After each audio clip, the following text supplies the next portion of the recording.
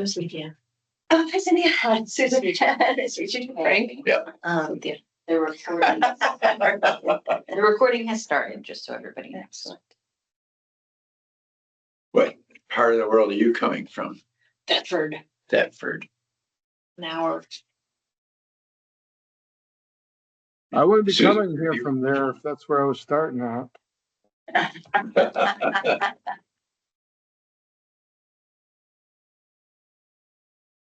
didn't say that quite right, but you get the idea.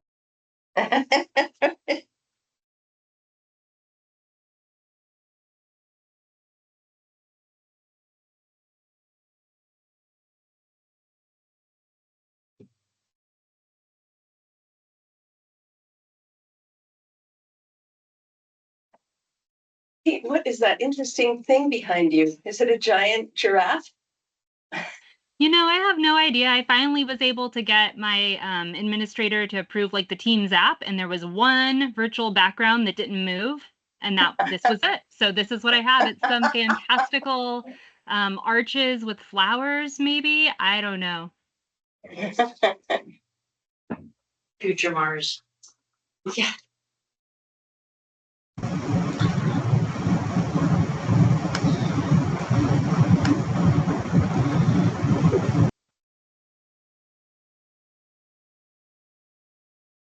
Hey, Lauren, how are you? I'm well. How are you? Good, thanks. Good morning. Hey. Thank you so much for preparing the agenda and helping us with the conversation today, Susan. Oh gosh, no problem. To do.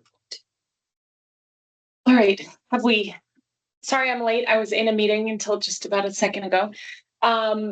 And I'm going to have to jump in and out because I have another meeting today that I need to be in. I have not met you. Cynthia Sheldon. I've been invisible. Nice to meet you. Nice to meet you too. Hi. Nice to meet you. Yeah. Should we do a round of introductions? Yes, I think we should. Okay, I'll start. My name is Lauren Hibbert. I'm the Deputy Secretary of State. Kelly Payala, Administrative Assistant. Hi, Susan Clark. I'm from Middlesex, and I am representing the League of Vermont League Cities and Towns on this commission. Cynthia Shelton, Thetford, Vermont, and I'm a member of the public. Frank Nelson, I'm from Pollitt. I'm the Planning Commission Energy Coordinator and Rail Trail Delegate. Dawn. Hi, I'm Dawn Fancher. I'm from Plainfield, Vermont, and I'm a member of the public. Awesome. Welcome, Dawn. Mark. Mark Hool, I'm from Colchester. I'm an attorney in the Elections Division. I work for Secretary of State. Thank you. Kate. Good morning, everyone. Kate LaRose, she, her. I live in the Northeast Kingdom and I work with VCIL. I am here on behalf of the HRC.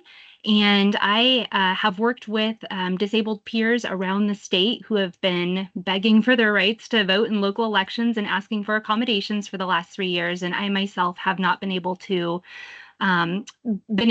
fully participate in local government or elections. I've been denied that right for 4 years now, I believe it is.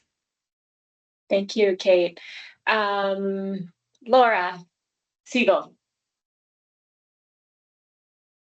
Hello, everyone. My name is Laura Siegel. I work for DARE, and I'm the Director for Deaf and Hurricane and Deafblind Services. I am based in South Burlington, but work in Water Bay. I have 2 interpreters with me today, Marie-Kay and Lisa. Thank you for having me here.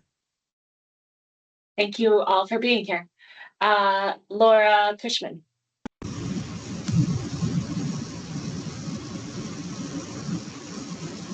Good morning. My name is Laura Cushman, and I am an attorney at Disability Rights Vermont. Hi, Laura. Thank you for coming. And Jenny. Yes, I'm Jenny Prosser. I am the General Counsel and Director of Municipal Assistance at the Secretary of State's office. So as a threshold issue, Kate had raised the issue of getting agendas and materials earlier. I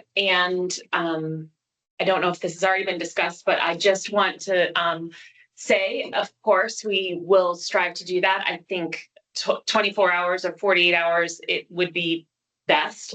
I also need some patience on this issue because everybody who's working on this project is doing it on top of other really important big responsibilities. And I also want to say thank you to Susan, who did a lot of work preparing this agenda. It's not easy to prepare an agenda, and I really appreciate that you did it. And I'm very excited for the conversation that we have today. And if anyone ever wants to prepare an agenda or facilitate the conversation, that would be more than welcome, because you all are here because you're interested or experts in what you're doing and what the topics are. I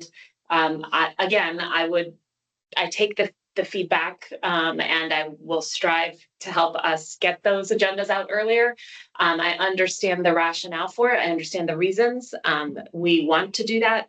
And I just can't promise that I'm always going to be able to do that because yes. Sorry, quick question for clarification, I guess, just because I know that, and I have some questions I had shared earlier before you had come in the room. I know that we're charged with two things. We're charged with open meeting law, but also with best practices for inclusion and accessibility. And so I just wanted to check my understanding. Under open meeting law, I know at least we need to be providing them 48 hours in advance, right? And so my request, it was going to be a reasonable accommodation to accommodate my disability to fully participate. But then I thought, you know what a great opportunity to showcase universal design, because everyone does better, including for language access and being able to fully participate. I guess my question is, can we commit, not because we are charged with all of these things, can we commit moving forward that we will do at least 1 week? No, I can't commit to 1 week because that gives us only a week to prepare for an agenda. And I don't think that's a reasonable time for our office to process what has happened and to prepare for the next thing, given everything else. If this were a meeting that we had once a month, I could do that, but I'm aware, and I can't publicly share the work that this team is doing every day. And we're trying to balance a lot. And so I can commit to trying to do at least 48 hours, but I can't commit to a week, Kate. And I'm really sorry. If you want to prepare an agenda, that is the exact reason that cities, municipalities will give for not honoring reasonable accommodation. So I just want to name that. Not enough time, not enough people, other priorities. And I want to make sure, so I just want to double check, can we commit then to honoring open meeting law that we will at least share them 48 hours in advance? So I think it's actually a gray area whether or not, and this is one of those things that maybe it requires a legislative fix, whether or not this is a regular meeting or a special meeting. I would say our aspiration here would be the 48 rather than the 24. Obviously, we didn't hit the 24 this time. That's on us. We aimed to do that. It did not happen. And that's a failure. Yeah. But I don't know that I think I would have to delve into the case law to see if there's anything that would guide this particular situation, whether we're in 24 hours, it attaches to special meetings or 48 hours. Well, and we're already in a little bit of a gray area, being that it's a legislative work group. Right. So, yeah. But there's lots of things. And I think the challenge that is, it's very meta.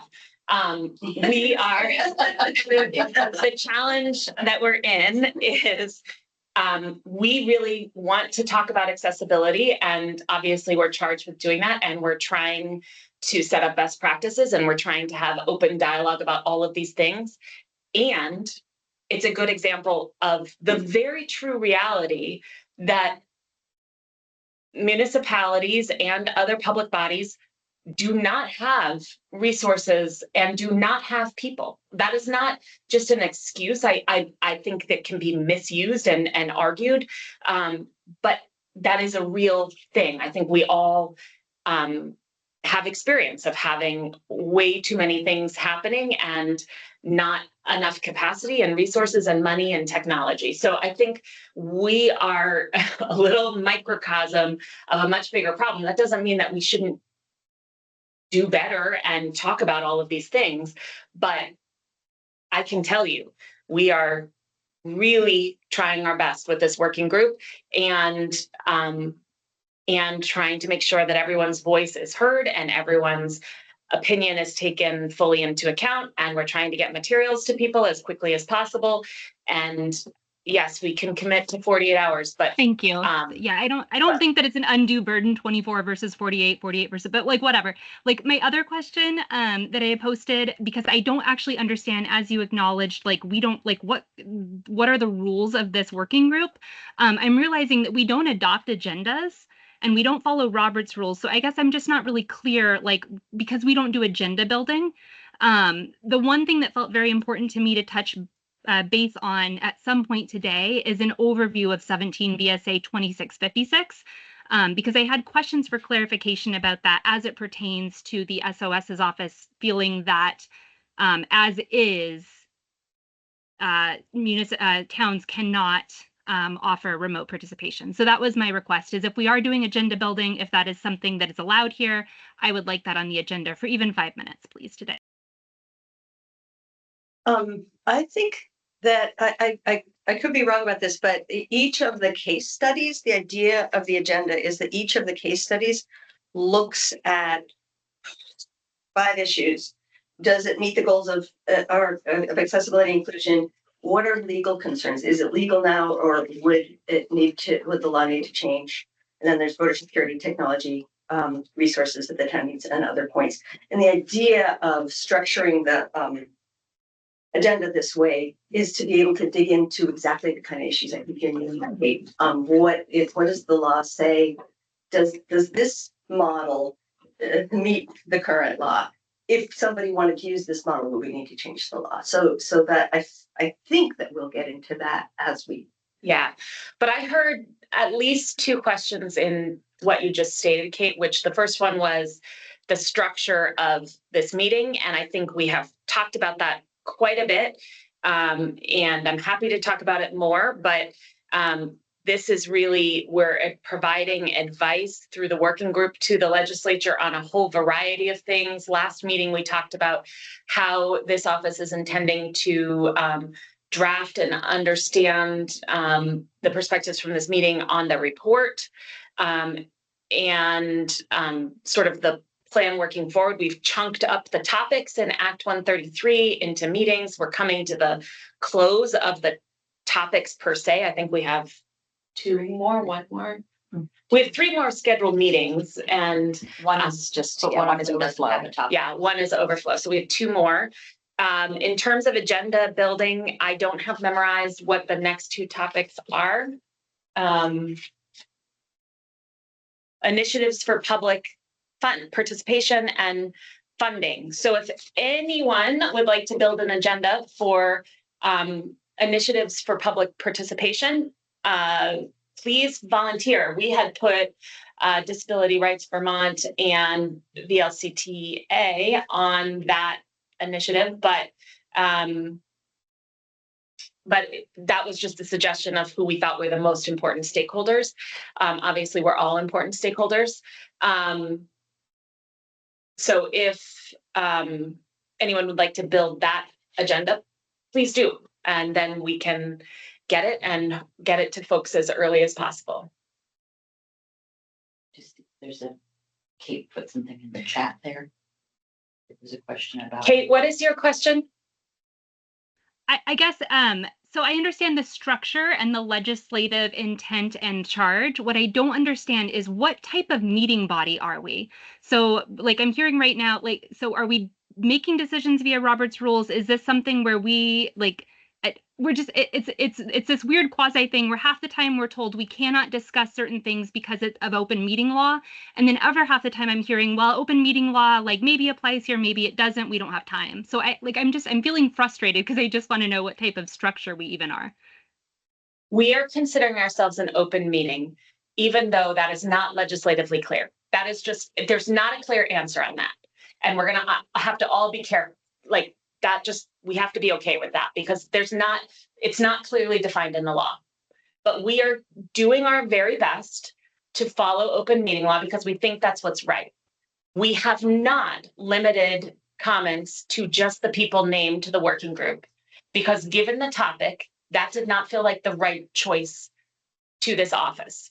And we have intentionally not followed Robert's rules because that is a very, very structured, hierarchical, limiting way to have a conversation. Not that there's not value to that and purpose to that in certain places, but we have made the intentional choice to have additional voices here. That's why we have these two fine folks here, and we've allowed them to comment at all times in the conversation, which would not happen if we were having a more structured conversation. And that was an intentional choice by our office. We talked about it and we decided not to do Robert's rules because we wanted to have a more free-flowing conversation. Now, I don't think that there's things that we have voted on per se. I don't think that there's a list of topics that should be voted on. And that goes to the conversation that we had last meeting about how I'm envisioning this report will be, it will be a summation of our conversations with recommendations to the legislature. Some of those recommendations we may universally agree upon, and some we may not. And so in the report, you have our commitment. The things that are not universally agreed upon, we will discuss. And you all will have the opportunity to see the report and we will discuss it. I fully anticipate we're going to need at least 2 or 3 more of these meetings, but probably in October, so that we have some time to do drafting and have a product to look at. Yes, Frank. I had the same question as Kate, kind of. And I think that probably if you want to look at it, we're an advisory group to the legislature. Undoubtedly, we're an advisory group to the legislature. So then if this was spelled out in our document that maybe legislative working groups would be considered advisory, but have a public open participation format like you're operating under, then that would clarify any gray areas going forward. I do think there's a footnote to be had in our opening about the ambiguity and a recommendation to make legislative working groups expressly open meeting, following open meeting and advisory. I do think that makes sense. Some working groups are much more decision making, but we are given our charge advisory. Right. And I do want to mention that the open meeting law itself does not compel a public body to follow any specific rules of procedure, with some exceptions. Whether some bodies are bound by requirements such as school boards in law outside the open meeting law, but under the open meeting law, there is no obligation to use any rules of procedure. And if you decide to, as a body, you can choose which ones you wish to use. So we are not violating the open meeting law by not adopting a set of rules of procedure. We would be free under the open meeting law to adopt whatever rules of procedure we wish, whether we drafted them ourselves, whether we used Robert's rules, whether we used any of the other assorted options that are out there. The one advantage on the advisory, if you molded that in, is that you don't have to have a physical location for advisory. So we it could be do. remote. I would think for almost all working groups you would, because it would be a subset of the state, and the state, all meetings are required to be hybrid. On an aside, I have the head of our school board who is very involved on these education issues that are flying through, and there's a working group for that's going to be closed with 2 public participations things. So I wonder if they're looking at it for this working group for the education to iron out that stuff is going to be open to the public, etc., kind of like our model here. I am not going to comment on that because I'm not in the weeds on that. So I don't want to say that they're doing the right thing or the wrong thing or what their process But is. there is a question mark, so it really should be. There is a It question. should be guardrails and operate in the guardrails. Yeah. Alicia, I'm, or Alicia, I don't know how you pronounce your name. I think you're new to our working group, so I just want to say hello. We can't hear you. You took yourself off of mute, but we can't hear you. Can you hear me now? Yes. Yeah, Hi. okay, thank you. Thank you very much. I did attend the last meeting, but I wasn't clear at the time whether non-appointed members could contribute, which I now understand from email, and also this conversation is the case. Yeah, Alicia Weiss, thank you for the invite. I'm a member of the Accessibility Committee in Plainfield, Vermont. I've also been a disability advocate and worked in disability services field for 20 years. Well, I'm sorry that I didn't recognize your name from last time, and welcome again. Yeah, that's fine.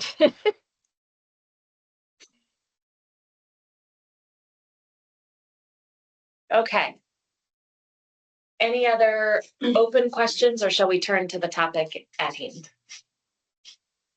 Or discussion? I mean, I don't want to shut down conversation either. Okay. Awesome. Susan, thank you so much for preparing the agenda. And if you're comfortable, I'd like to turn it over to you to structure the conversation. Sure. Okay. Thanks. And just by way of clarity of why me, right? Is this is an issue that's something that's really interesting to me, something that I've worked on for many years. I'm the town moderator in Middlesex, and I'm also a trainer and a researcher working with towns on public engagement. So I've written a couple of books on this topic, and our town is the Middlesex case study that is here. So I'm in Middlesex, and so this is something I'm really interested in. So what I thought we could do was not sure how many people had a chance to look at this memo, which of course was, sent out on Tuesday. And so thought we could spend a little time going over the basic facts so that we all understand. It's a really wonky topic, very in the weeds, town meetings, how they're different from other meetings. Talk about that. So there will be, with apologies, a 10-minute presentation here, maybe less. I think I can do it in less at the beginning here. And then break it down to the point of the case studies is to be able to kind of dig in as people who care about all of these issues. What works, what doesn't, what are some of the ways that we can unpack, how to move forward on this topic. So I'm going to start by talking about what is town meeting. When we say town meeting, what we mean is the town's annual meeting. And that means it's where voters of each town elect the town officers, adopt a budget, and address public issues. When voters come together in person, it's called a floor meeting. So you'll hear that term, floor meeting. And if you think back to social studies class, think of the three branches of government, executive, legislative, judicial. They serve as checks and balances for each other. And this isn't a perfect comparison because the powers are different at different levels. But at the national level, you've got the president, that's the executive branch, and all the people that work under that branch. And at the national level, the legislative is Congress. So at the state level, the executive branch is the governor, the legislative branch is the legislature under the Gold Dome. And at the town level, this is where it gets interesting. The select board is the executive branch. And on issues of finance and governance, the town's legislature is any voter who attends town meetings. So only towns have town meetings, by the way. I talked to a lot of people who ask me about their town meeting in Burlington. Cities don't have town meetings. They have meetings, but they're not town meetings.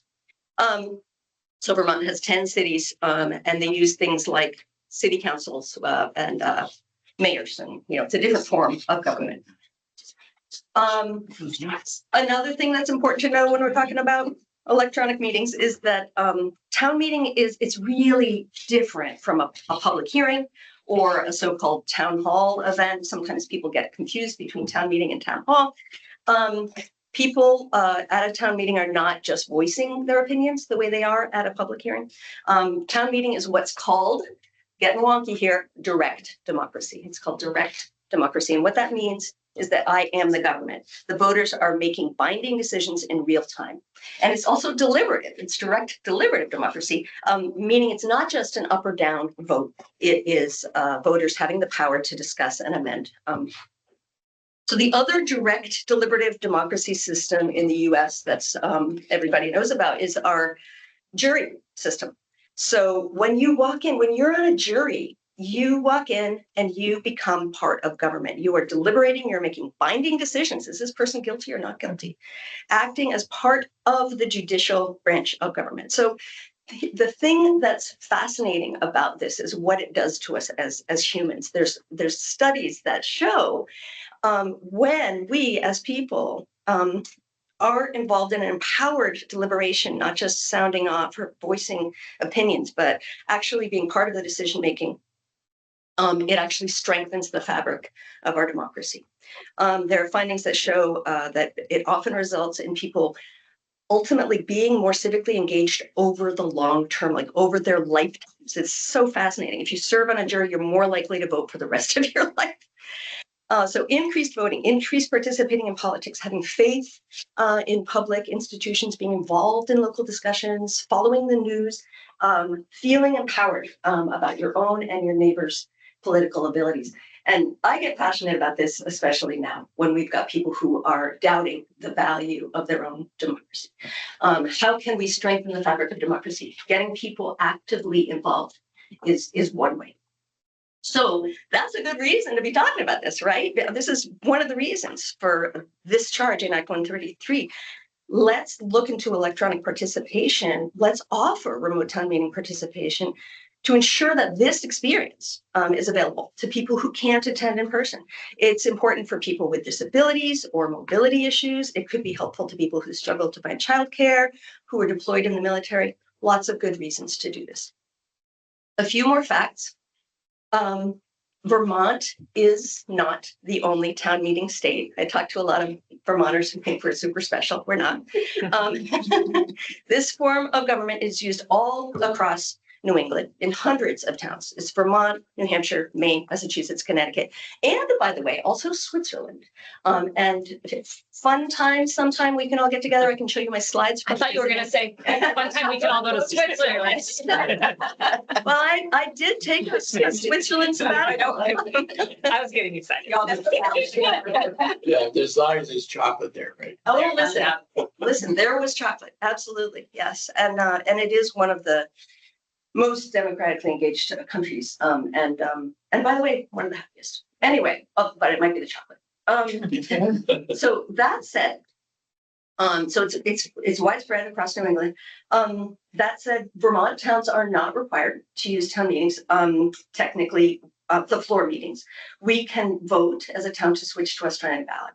And when I say Australian ballot, everybody in the world calls this ballot. Only Vermont calls it Australian ballot. And the reason that I mean, there's a reason that we do that, but it's too boring to tell you. So if a town switches to ballot, it's preceded by an informational meeting, but that meeting has no power. It's a public hearing. So Australian ballot voting can be adopted for any of three things: for election officers, for adoption of the budget, and for public questions. So rough estimate, and I know the Secretary of State's office will drill down on this and get us more specific data, but I'm guessing between 2/3 and 3/4 of Vermont towns use a floor meeting for some kind of decision making. And it's tricky to summarize, but I did put a link in the memo that shows the information town by town as best as it has been collected. And another option, just to be clear, under Vermont law is representative town meeting. And with this system, if you go to a representative town meeting, it looks just like a town meeting, but all of those people were elected to be there. Brattleboro is the only town in Vermont that has this form, but it is widely used in other New England states, lots of other places, and Switzerland. So I think it's clear the issue that we're dealing with is that you have to be present in order to vote at town meeting. So there are many towns that are concerned that they're disenfranchising voters who cannot attend in person. So those towns, many towns, switch to Australian ballot. Meanwhile, you've got towns that are concerned about losing that empowered deliberative democracy, and they want to retain their floor meeting.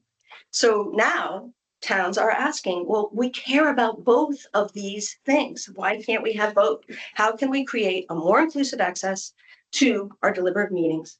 Figuring out how to allow remote participation and voting could be a both and solution. So that's our charge today. I thought maybe, well, what we're going to do is use 4 examples of towns who have tried this or are trying to do this.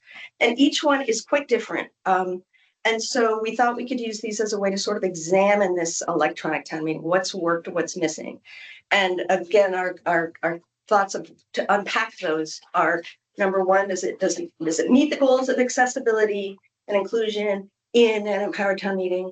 Number 2, legal concerns. Is this legal? Or what would need to change to make it so? In my experience, if you ask 3 lawyers, you get 4 different opinions. Try, right? At least, try to unpack it a little bit. Number 3, voter security. And this is a big one that there's a lot of scrutiny, especially, whether founded or unfounded. A lot of concern about voter fraud at the national level that has colored everything we do in terms of, is there tampering? Is there undue influence? Dead people voting. There are all kinds of crazy accusations that we need to be really clear about. Number 4, technology. How does this work? And how available and accessible is the technology? Number 5, resources needed. And this, of course, gets back to that question we were talking about. What does a town need? What kind of staffing, what kind of training, what kind of equipment, and ultimately what kind of funding? And then, other, because more stuff will come up.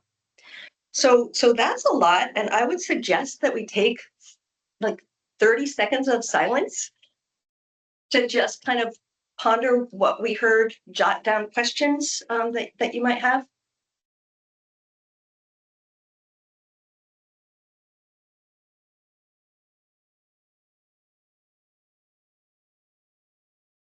It's okay if I interrupt. I've been I was waiting for me to have a chance to speak. So, I was just wondering something. I'm just reflecting on the past 4 years in my position, the referrals that I've gotten. I've seen a common trend that people feel like it's very challenging for them to participate in person meetings because they're unable to hear. And so when I think about the state of Vermont we own 234 buildings. Out of 234 buildings, not one has a hearing loop system. And so it's very disappointing when people ask me, do you know of any conference room that have it? It's not well advertised. I've tried so hard, look high and low, to find if there's any conference room in a hotel, in a school, that clearly display a sign that you have a hand loop system. So this is why many people who might have a hearing challenge might prefer to participate remotely, because they can use AI captioning, or they can hire a live captioner, So I'm just wondering, that time I asked if you have a budget to work with, but you don't. So how can we be inclusive if we don't have a budget to work with? I think, Laura, again, I just want to go back to, this is all for that question about, do we have a budget as this working group? No, but that question is just emblematic of the problem across the whole state. And I think when we're talking about accessibility, the fact that there's not hearing accessibility in any building without someone bringing their own interpreter or the town providing an interpreter needs to be pointed out. And it needs to be clear. And the legislature has a policy choice on whether they help provide a budget to towns, and towns need to either receive money from the state or create that space in their own budget to facilitate at least some buildings having that hearing loop system that many people need. Can I ask a follow-up question, Laura, or anybody who knows the answer to this? Would offering the meeting by Zoom, which has, like you said, the AI closed captioning, be one way to meet that need? Would be, yeah, so that's my question. So one of the problem about using AI captioning is we as a participant would not know who's speaking, especially in the meeting room, unless you say your name, this is Susan, this is Lauren. You know, and usually if you say that and you have a live captioner participating, they're able to make sure your name is right next to whenever you're speaking. Live captioning, no, they just keep it the same, the meeting room. So it's like, it's not an equal level of, I just feel, it's just like, you know, you notice how when I was in the meeting room with you guys, I kept raising my hand because that is equal asset. You guys can hear, you can tell when someone is done speaking, and then you can just talk. I can't. That's why I rely on the hand. That's really helpful clarity. And I would just add, as town meeting moderator and in Robert's rules in general, one of the things we always do is ask people to identify themselves before they start speaking. As soon as they're called on, they usually say their name and often their which road they live on. That's useful information. Yeah. Kate. Yeah. Thank you. And thank you so much, Laura, for sharing that and raising that. It's so important. And when we talk about full and equal, just to reiterate, you know, offering somebody Zoom participation who wants to be in person and can be in person is not full and equal, and vice versa, right? So like making sure that I've heard people in the room there talk about how important in-person meeting is to them. And so we wouldn't want to take that away from other people who are asking for accommodations for that. And, you know, the way that we talk about how we fund is so frustrating because as towns, we start from scratch with our budgets and we build in what we need. It's through taxes, you know, right? We have revenue. And so accessibility is a utility. You know, we don't say that we're not going to offer heat. We don't say that we're not going to offer electricity, and this shouldn't be thought of any differently. And the reason that I raised my hand though, but I just got very excited about what Laura shared, is I do want to talk about, I was very excited to have the extra time for the 2 days to review the 10-page memo that Susan put together. Thank you. More time would have always been better. 7 days would be ideal for an accommodation, but I was able to clear my schedule and power through. So thank you. It does on page 5 talk about the voter identification issue, and you did just bring it up, so it feels germane to this conversation. When we talk about voter identification, I guess the thing that I'm struggling with, I'll step back.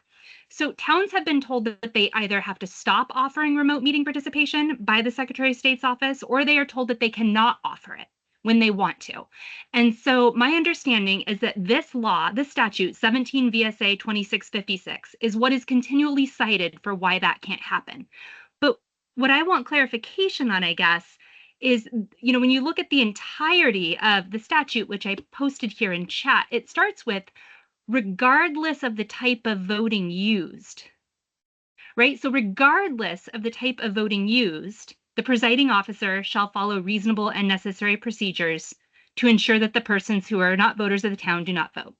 So I guess my question is, why is it that this additional level of checks and balances is being layered on top of remote meeting participation and not say, for example, absentee ballot requests? Or why would this be any different than the way somebody would request an absentee ballot, the way that they would request remote meeting access? Or some towns, you know, you're not walking in and showing your ID when you're participating on the floor. So I guess that is my question that I need to understand before we move further on this, is with the Secretary of State's office telling towns they can't do this, what is the reason why? And So the other thing I'll add is that I know that, Susan, you said there's no precedence around other towns for floor votes, but there is precedent when it comes to our judiciary, right? And so that's pretty important about verifying ID. So if people can participate remotely in hearings, and for the judiciary, that is a level of identification that meets the standard, why not here?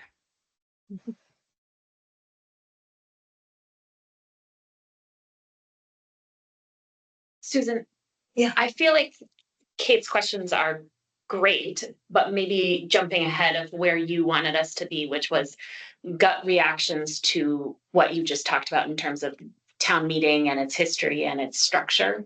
Yeah, because I agree completely that these questions about what exactly are the legal concerns and where are there roadblocks? Are there perceived roadblocks? And I think we can get at those questions with each of these case studies. And so I really want to highlight Kate's question. And also, by the way, the question of is there precedent outside of this system, for example, are the judiciary options? I remember Mark has mentioned that. So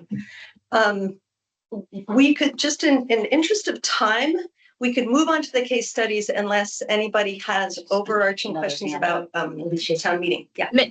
Yeah. May I just make a comment? I mean, I have many overarching comments, such as you know, justice delayed is justice denied. When there is a remedy and you don't apply it, you're denying fundamental rights. So that, to me, is the overarching issue.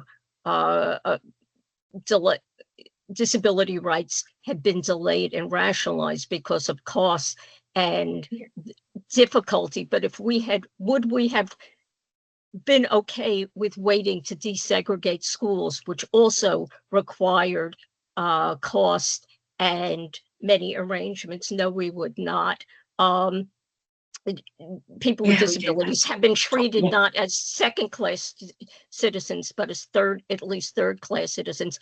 But just to clarify and to, about the automatic captioning, as someone who worked in higher ed and is very familiar with all the case law, automatic captioning, because it is error prone, is not considered legally a reasonable and adequate accommodation for somebody who is hearing impaired or deaf. I can probably make out, well, you know, and laugh at the error that is made. Sometimes they're hilarious, sometimes they're just confusing by the AI captioning, but that is not considered a reasonable accommodation, meeting standard of equal access. We have ADLs in our, you know, in our town hall building. Person, you know, needs to ask for it. We have a limited number, but it's not as good as a hearing loop. And Laura, maybe we could connect sometime afterwards, because I am interested in writing a grant for a hearing loop. Okay, thank you. Looks like Laura. Laura. Oh, Laura, you're on mute. No, it's just gonna stay. There we go. Oh, no, sorry, Laura. Other It's Laura. okay. I apologize, Laura Siegel.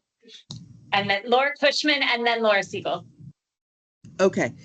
I just wanted to say, like, we should sort of make some time specifically to discuss potential legal challenges, but because I think that Kate's question is an important one, but obviously with a legal question, we might want to take a little time to do some research. I don't know that anybody can just speak to answer that question without taking a deeper look at the statute and the potential challenges.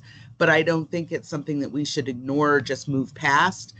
Even though I I agree. really do think that we need to move on with our cases but so maybe we can set a time aside or a day or a different discussion for talking about potential legal challenges.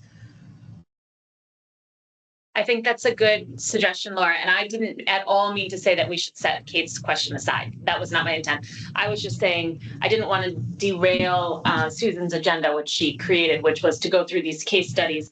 And I think to talk about these case studies and then the concrete issues that come up, including Kate's question. But yes. And Laura's. And Laura's. It's been my observation that we, in these meetings, we sort of go all over the place. We work all over the agenda. And really Yes. important questions come up, and then we don't answer those really important questions because we have this need to bounce all over the place. You know, it's a little difficult to get anything done. And so I would just suggest that we make a list of the unanswered questions so that we can circle back to them, because and not get distracted by them. That's all. You're doing it. Sure. Yes. I think that suggestion is well heard. Laura Siegel. Yeah, so in my experience, I'm always telling people, please do not let AI be your only option because of the error. And I think I used to work for a law firm. I think court cases get thrown because they rely on AI captioning, or they didn't provide the right interpreter. So that's why I try to warn people, you really need to try to find a way to provide captioning. And you can. I mean, we have one resource, but it's not a lot of money, but I know people don't use it. Relay conference captioning, it's about $75,000 a year, and they don't always use it every year, and it's just baffling to me. I'm like, come on, this is a valuable resource that people can use. So, and at no cost. I wish we had something like that for interpreters, but we don't, unfortunately. And so, and it's part of my work. I've constantly been trying to ask the Appropriation Committee, can we have funding set aside every year for communication access precisely for this reason? There are towns that don't have the money to get interpreters, or businesses that don't have the money. Anyway, I am trying to stay on point. But when I wanted to mention one thing about the voter identification. I do remember there have been times where it would help someone who is deaf and blind, and people did accuse me of tampering. And I was like, well, how do you expect them to vote? It's their right, human right to vote. And if they want to vote, I have to make sure I can accommodate them to make sure they can do it if they are level of what they're able to do to participate. You know what I mean? Just like there are deaf people who don't feel comfortable going to the polling location because they know when they get that paper that they have to read to vote, they're not going to understand it because English isn't their first language. They need someone standing there to interpret it. And I've seen other states, what they do is they create like specific designated location where there will be an interpreter on site to help out. Can we do that in Vermont? Probably, but I would have to talk more offline of how that would work. Yeah. Thank you. Frank, did you still have a comment? Yeah, covering Laura's position, because I brought it up at the select board the other night, is one of the things that's being percolated here is that having a screen like this, and if it's a big room, you can't see the speak to text from speech to text. So a handheld device like a tablet or something would be able to do that. So you'd be kind of sitting in a Zoom meeting in the meeting itself. So you're able to follow along and see who's talking and stuff from a distance as well. So that would be one solution. But the undue hardship issue relative to having interpreters at all the town meetings all around the state and all the sub meetings, which is required of, this is subgroups and everything else that would be fitting underneath the open meeting law, might be an undue hardship for a large percentage of the state. where the electronic devices might not be. But you would have to have somebody auditing and make sure that the text coming through was correct in real time. That would be my comment on that. And I think that also speaks to Laura Cushman's comment on there are legal questions embedded in that comment that we should talk about. Yes. But maybe we should go to the case studies. Yeah, will So allow that- us to talk about Yeah. the legal issues Yeah. specifically, because I think they might be a little different in each case. So it'll allow us to get to really dig into it a little bit. Yeah, so, and especially given our our limited time at this meeting, and we want to get through these. The first one is the first case study is Cambridge, Vermont, and this is a relatively uncomplicated one, and so we might be able to do it faster than some of the others. In Cambridge, Vermont, in response to a voter's request for an ADA accommodation, Cambridge facilitated a voter's remote participation and voting from a room in the same building where the town meeting was held. That participation was facilitated. The technology was YouTube and Zoom. And there was a justice of the peace who was available to assist the voter with paper ballot, because there are 3 ways you can vote at town meeting. One is all those in favor say aye. A second one is raise your hand. And a third one is paper ballot, and which is just a little, not an Australian ballot, a little piece of paper where you write yes or no. And that can be requested on any vote for privacy. And it is the reason that we use Australian ballot to differentiate that word. We use the word Australian to differentiate a pre-printed ballot. So because this in Cambridge, it was an on-site accommodation, the voter checked in just like any other voter. That eliminated voter identification concerns because that person checked in just as other voters. I talked with some folks in Cambridge. The town officials and the voter have expressed satisfaction with that arrangement. So this system could be useful to accommodate folks with, say, a compromised immune system, folks who would like to attend town meeting but don't want to be in a big group of people, or sensory processing issues, or social anxiety disorder. But to state the obvious, it only accommodates voters who have the ability to travel to the meeting site. So our 6 questions, as you'll see on our agenda. Question number 1, does it meet the goals? How well does this example provide accessibility and inclusion to an empowered town meeting? I kind of stated the obvious. It's kind of, sort of, I think is the answer to that one. If for particular needs.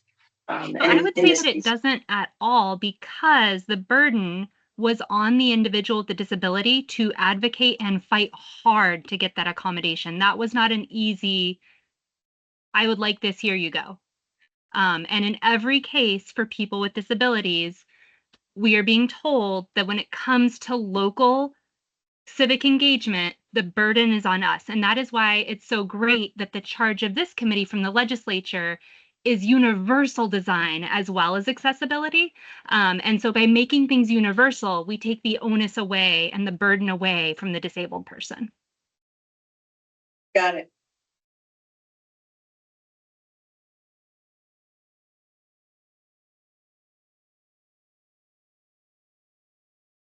And I'll also add, my understanding of that one example is that accommodation was not offered to any other voter in that town. So it wasn't, once that was given, other voters in Cambridge were not being offered, hey, is this something that would be useful to you? You can have this. It was very quiet, and only that one voter was given that option. Okay, Cynthia. Kate, at one point, you had mentioned you had a list of all of the challenges that you've come across, of all the different ways that people are challenged. Did that memo or did that list ever surface? I mean, my list would not be an exhaustive list. There's myriad ways.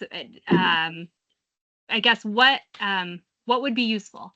Because I think between me and the Lauras and the federal, like a lot of existing stuff, we can provide that. I am imagining as this talk continues, a chart of XY where there's a chart of challenges and a chart of solutions, and we can check off where they are met and where they are not, and then you'd have it at a glance. But we couldn't do that without your list of challenges that we could add to.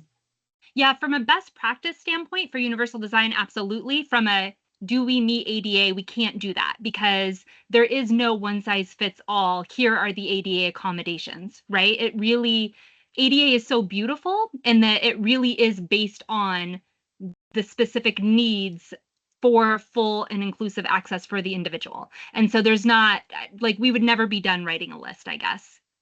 That is true, and that is true with this whole topic. However, I'm imagining like the campground accessibility charts that you can get on the state parks sites, and you can see at a glance whether or not your needs are being met by what is available. And if we made a chart such as that, then we would be able to cut past a lot of the questions, does it meet this or does it meet that challenge? We would be able to see. Right? Anybody? There's the DRVT guide as a starting place. And then I think also the list shared in this document that shows the 170 towns that do floor votes or don't. So, go ahead. Following the lead here, maybe informally, those who are involved with intimate knowledge of disability problems with meetings could just like get together outside of this framework and come up with a list. And then we could respond further down the road from the list, and it could be included in the document that's going to be given to the legislature. I think that would be helpful in that I think we will want some case studies, not just of how towns have accommodated, but issues that folks have had accessing an open meeting or town meeting as examples. But I do really hear Kate's point that, and I think it is fundamental to the challenge. There's not a list of this is acceptable or this is not acceptable because of the way that ADA is structured. And to Laura's point, there hasn't been litigation on is this accommodation sufficient or not. So there's just a couple of layers of complexity to this entire conversation that we have to acknowledge. Laura. Oh, Laura, you're on mute. Sorry, I just think that trying to create some list of every possible challenge, accommodation that somebody is going to need, disability we could spend a whole lot of time trying to create that list, but it wouldn't be exhaustive. And so I'm not really sure. I mean, maybe we need to look at what it is at universal design first and say, these are the suggestions from universal design of ways to make this more accessible. And then look at the technologies that are suggested to be used in universal design and figure out whether or not it's realistic for us to get those technologies in place, and then figure out who those technologies will serve. And if there's somebody that isn't being served, even though we've found 10 technologies for the, I mean, if you look at the document that I sent, I realized I didn't send it out in advance time for anybody to look at it, but there's a chart. It says, these are the features of these different means of having a hybrid meeting or having a remote meeting. And these are the features. And this, so it will provide these things for these people. But I think for us to try to I think it's backwards for us to be like, this one person has this accommodations request, and we're starting backwards. We should just look at universal design, generally figure out what in universal design we can implement, and there will be, even after we do all of that, some people whose disabilities are not covered or accommodated even by all of the technology we put in place. And we will, it's not like reasonable accommodation is going to go away. The need for it is going to go away just because we do all of this. So, you know, we'll need best steps for how to continue to accommodate people moving forward as well. But yeah, I think to try to imagine what all of the asks might be in advance and move that way towards our planning for electronic. Anyway, it's backwards, So, I think. Laura, you sent that to everybody's email, right? The document. I did. Everybody that's on the email list. Right. And we can put that up on the website as well for people to review. Yeah. What I love what you just said, Laura. I think that's super, super helpful. And what I can imagine is these two conversations meeting.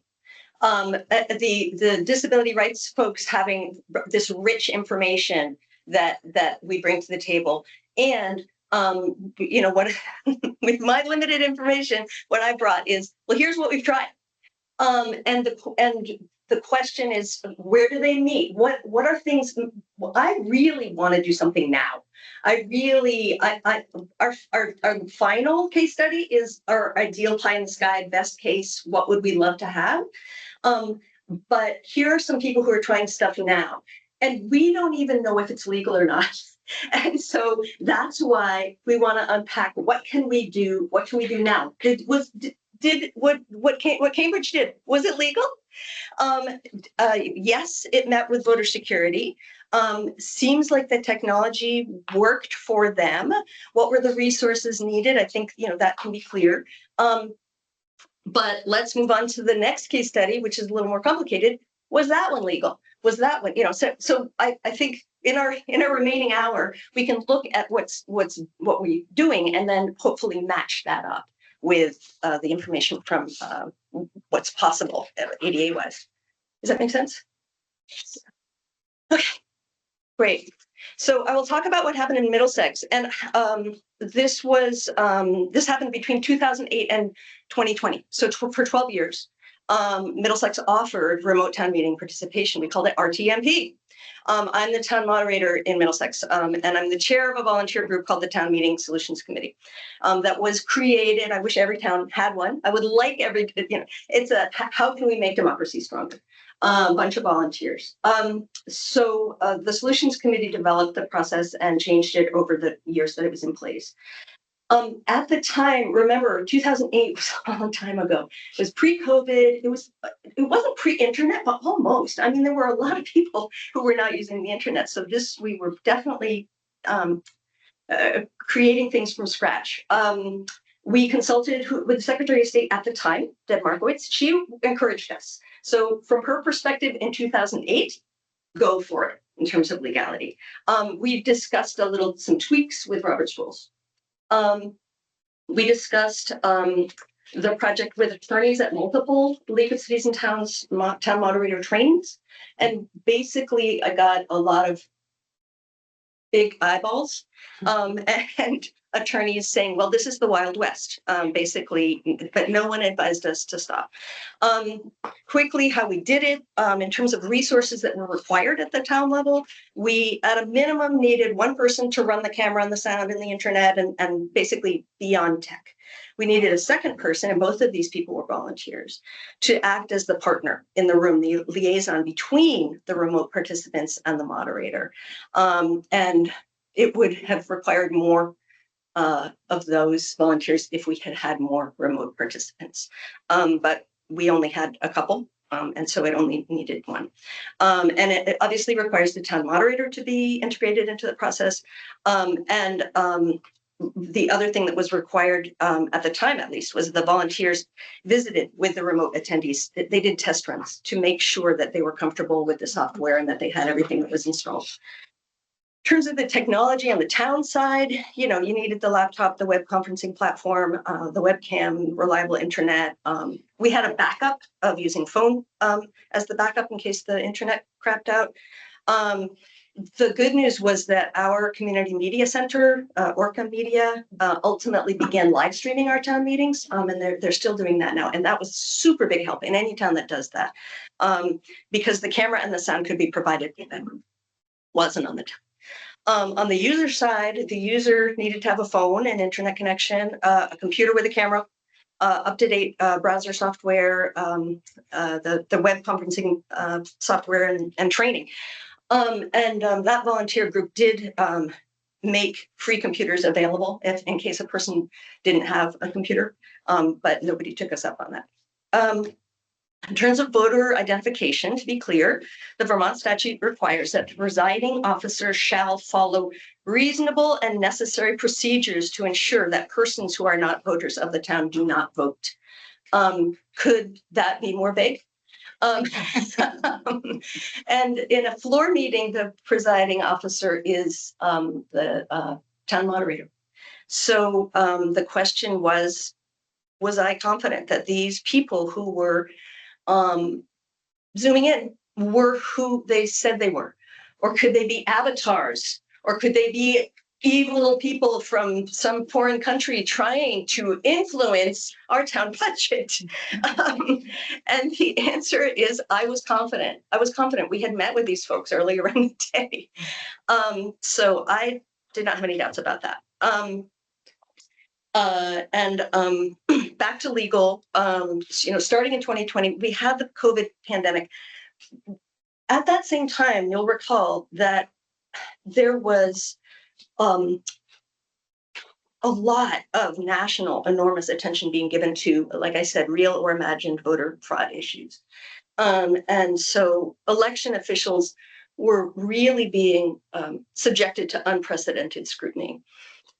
So I think the Secretary of State consistently over the many decades I've worked with secretaries of state do not want to be cops. They do not want to be telling people what to do. And I reread the various conversations and memos that I've had with various secretaries of state over the years.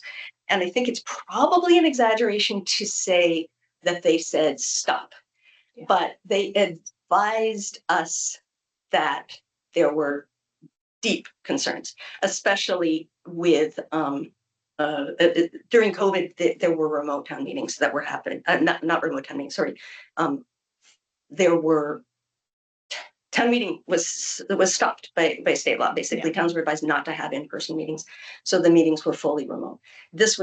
Ours was a hybrid model, and that was of a lot of concern. So anyway, we were, I would say, advised not to offer this until, and it was all about voter identity. How do we know for sure? And I would just say that the more people who want this, the higher that effort becomes to make sure that we're not, again, having avatars voting or voter fraud. I think it's a good tension in our democracy about we want a safe and secure democracy, and we also want an open and welcoming democracy. And those are two really good things that are in tension with each other, and they really come up here. And Susan, this is such a great example. I don't see this in the write-up. Was this universal design anyone who wanted to participate remotely could, or did they have to be overseas with the military or somebody who qualified under the ADA? Yeah, great question, Kate. And again, we were sort of, the Wild West. We didn't really know what we were doing. We just wanted to do this. What we did a lot of publicity about this. We put flyers in Meals on Wheels. We went to senior centers. We did a lot of publicity to try to generate interest. And I will tell you, at the time, there was no interest. We had to twist people's arm to participate from afar. But who we focused on were people with health and mobility who could not attend for health and mobility issues, or who couldn't attend because of some kind of traveling for public service, things like military or Peace Corps. These were volunteers, and it took a lot of work to do this. And frankly, it's harder to get folks excited about doing something like this when what we're serving is somebody who's on vacation in Florida. If that's the reason that they can't attend town meeting, it's hard to rally volunteers and get excited about this. So that's just, I'm not saying that's not probably a very circumspect answer, but it's my response for the time. Absolutely wanted to accommodate people who requested it, who needed it. I just have a process related question.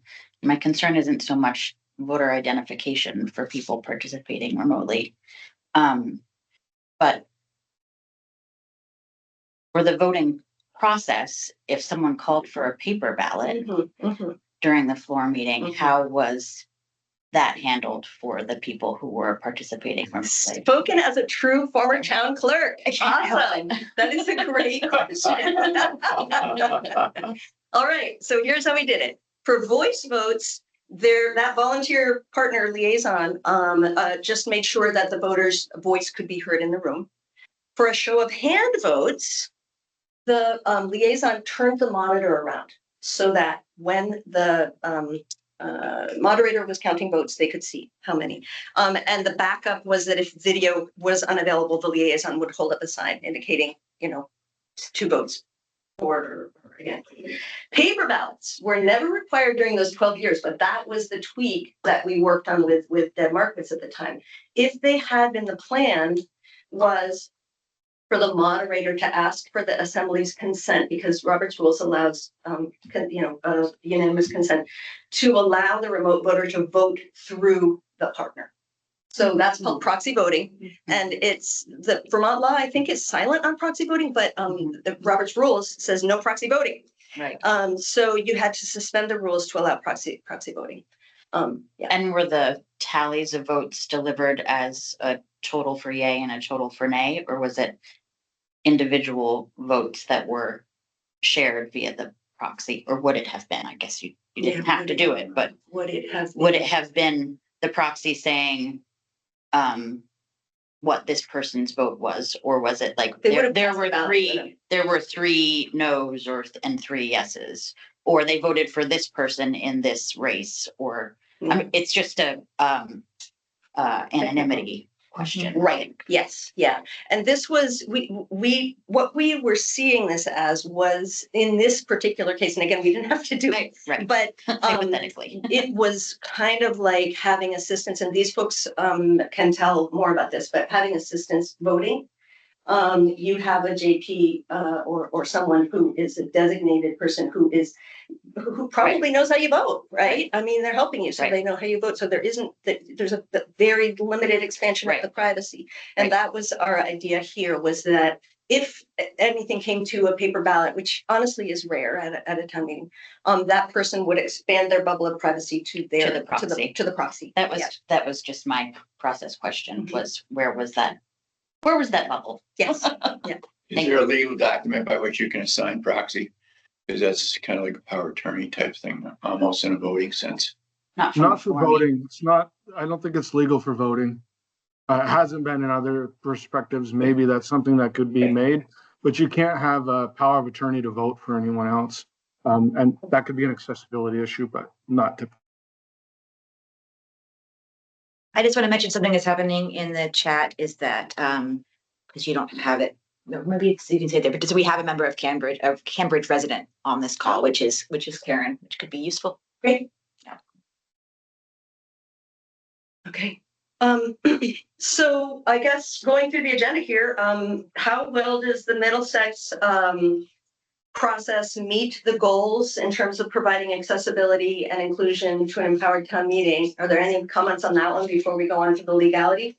I have a question. There were 2 dimensions or 2 tracks to this as I see it, because I've been looking at, the platforms that are ADA compliant and have voter security and identity that have evolved over the years. But for me, there are 2 questions. One, town meeting, a lot, we're talking about participatory democracy, and typically the issues that are brought to a floor vote are issues for which there is discussion in the room. So for me, there's, in terms of equal participation, can the person participate in the conversation and can they vote if they're remote? So I'm not clear if in the Middlesex model, and I applaud you for this work. I mean, I think the effort was really laudable and quite forward-seeing for its time. Were people only able to vote, or were they also able to raise their hand as we do in virtual meetings now and participate in a discussion that might have resulted in an amendment to the issue that was being voted on? So did Alicia, they have, yeah, did exactly. were they able to participate in both ways? Absolutely. Yeah, that is exactly what we were going for. And so the answer is yes. They would raise their hands, and the partner would raise their hand, so that the moderator could see that the person online wanted to speak. And when there were two people, they had a piece of paper, like Pat and Harry were the two people who were at home. They would raise their hand with a piece of paper that said Pat or Harry. That's because moderators need to make sure that everybody gets to speak once before anybody speaks twice. So you want to know who is raising their hand. And yes, so people did speak from home and commented and were able to vote from home. Thank you. That's great. Do we want to talk other questions, or do we want to talk about the legality? And I don't, like I said, you ask 4 lawyers and you'll get 5 answers or whatever. But are there comments from our attorneys or comments from our non-attorneys asking what questions do we have about whether we're allowed? Should Middlesex go back and do this next year? Yeah. There you go. Yeah. I mean, every time you try it, it's going to get better. You're going to have more data. Right. And more reasons to get sued. Oh.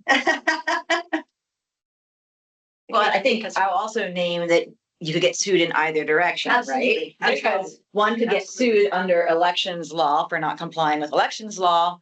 One could also get sued under disability law for not complying with protections that are required there. Yes. So it is, 2 sets of laws that need to be looked at in tandem. Yes. Yes. And if you try, at least you're willing to be proactive. I mean, you should get points for that. In a court of law. It's like Kate. Yeah. Can I ask my question now about 2656? Perfect. Great, thank you.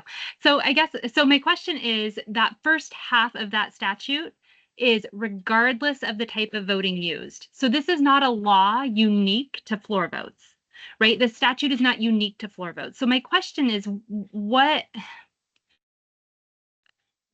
is this looking like in terms of, like, are we saying when people, if it's not a floor vote or they do some Australian ballots and some floor votes, if somebody is requesting an absentee ballot, then that meets, for the Secretary of State's office as it is now, that meets the reasonable and necessary procedures to ensure that persons who are not voters of the town do not vote?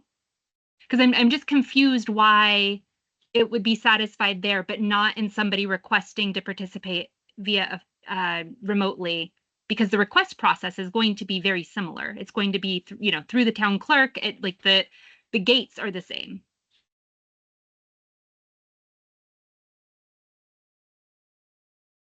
So I guess just to level set, as Susan said, different administrations at the Secretary of State's office have interpreted this law differently, both because the language is broad and not very specific. It allows a lot of discretion. When you say reasonable and necessary, that can be open to lots of interpretation. It also is dependent on the particular facts and circumstances of the scenario, and technology has definitely changed in this whatever span of time we're looking at, 20-ish years. Yes. And I don't know, and Mark may be able to speak to this, whether our elections team, as it is now, new secretary, new set of attorneys, looking at these questions under new facts and circumstances, like where we are now, technologically speaking, have come up with a definitive interpretation of this that they are sharing or guidance on this question. I think the guidance of which you speak was under the past administration that came out. Different secretary, different set of attorneys. And so I would not say that we Secretary of States are continuing with that interpretation, but I don't know if we have articulated a new one. And as someone who has a high level understanding of our election statutes, but does not get into I don't get into the nitty gritty of application because I do other work here. I think anytime you have this kind of question with the number of like essential rights that are in play, having more clarity from the legislature can't but be a good thing. Whether we can get there, I don't know, because ultimately without more clarity than this statute provides, any guidance from our office still could not necessarily insulate towns from potential litigation. So That's I fine. can reiterate just to make sure I understand. So are you saying right now, if a town said, can we do this? You would not say no, you would just say, we don't know. And then towns would be deciding if they're going to want their liability on the election side or their civil rights side. I can speak to this in my answer. It was raised before, like with elections division, we are a guide. We give guidance. We help towns out. We're not in the business of telling people what to do or giving them legal advice. So we don't go around telling them what they can do. There are times when we're protecting elections where we can step in and say what people can't do, but they're kind of rare. So in this kind of circumstance, we wouldn't be necessarily telling a town what they can or can't do, but we would be giving them guidance on what is kind of prudent to do. I think there's an issue too. The Vermont League of Cities and Towns, former Secretary of State's administrations, and the moderators have been locked in step on this answer in the past. So where am I at? I need to start with a caveat that I'm an election attorney. I'm a member, I'm a cog in the system. I'm not the director. I don't speak necessarily for the elections division. I'm not general counsel, and I'm certainly not Secretary of State. I'm here to help work on this issue. I think we've been hung up on 172656. I've reviewed Will Senning's answers in the past. They're quite clear and strong. He was the former director of the elections division. He doesn't work at the Secretary of State's office anymore. But the precedent has us saying no, that it's not something that towns should be doing as guidance. So we are currently giving the same guidance because that is a precedent where we're at, and I haven't been given a different directive to do something different. I think that part of this process is if we're going to come up with answers that are different, although I am working with towns to try and help them have measures that will be more inclusive and accessible personally. So we are working on that. I think there's significantly more issues than 2656, which keeps getting raised. That is one of many. There are 63 statutes that call for present and voting, including indebtedness and financial statutes, charter statutes, many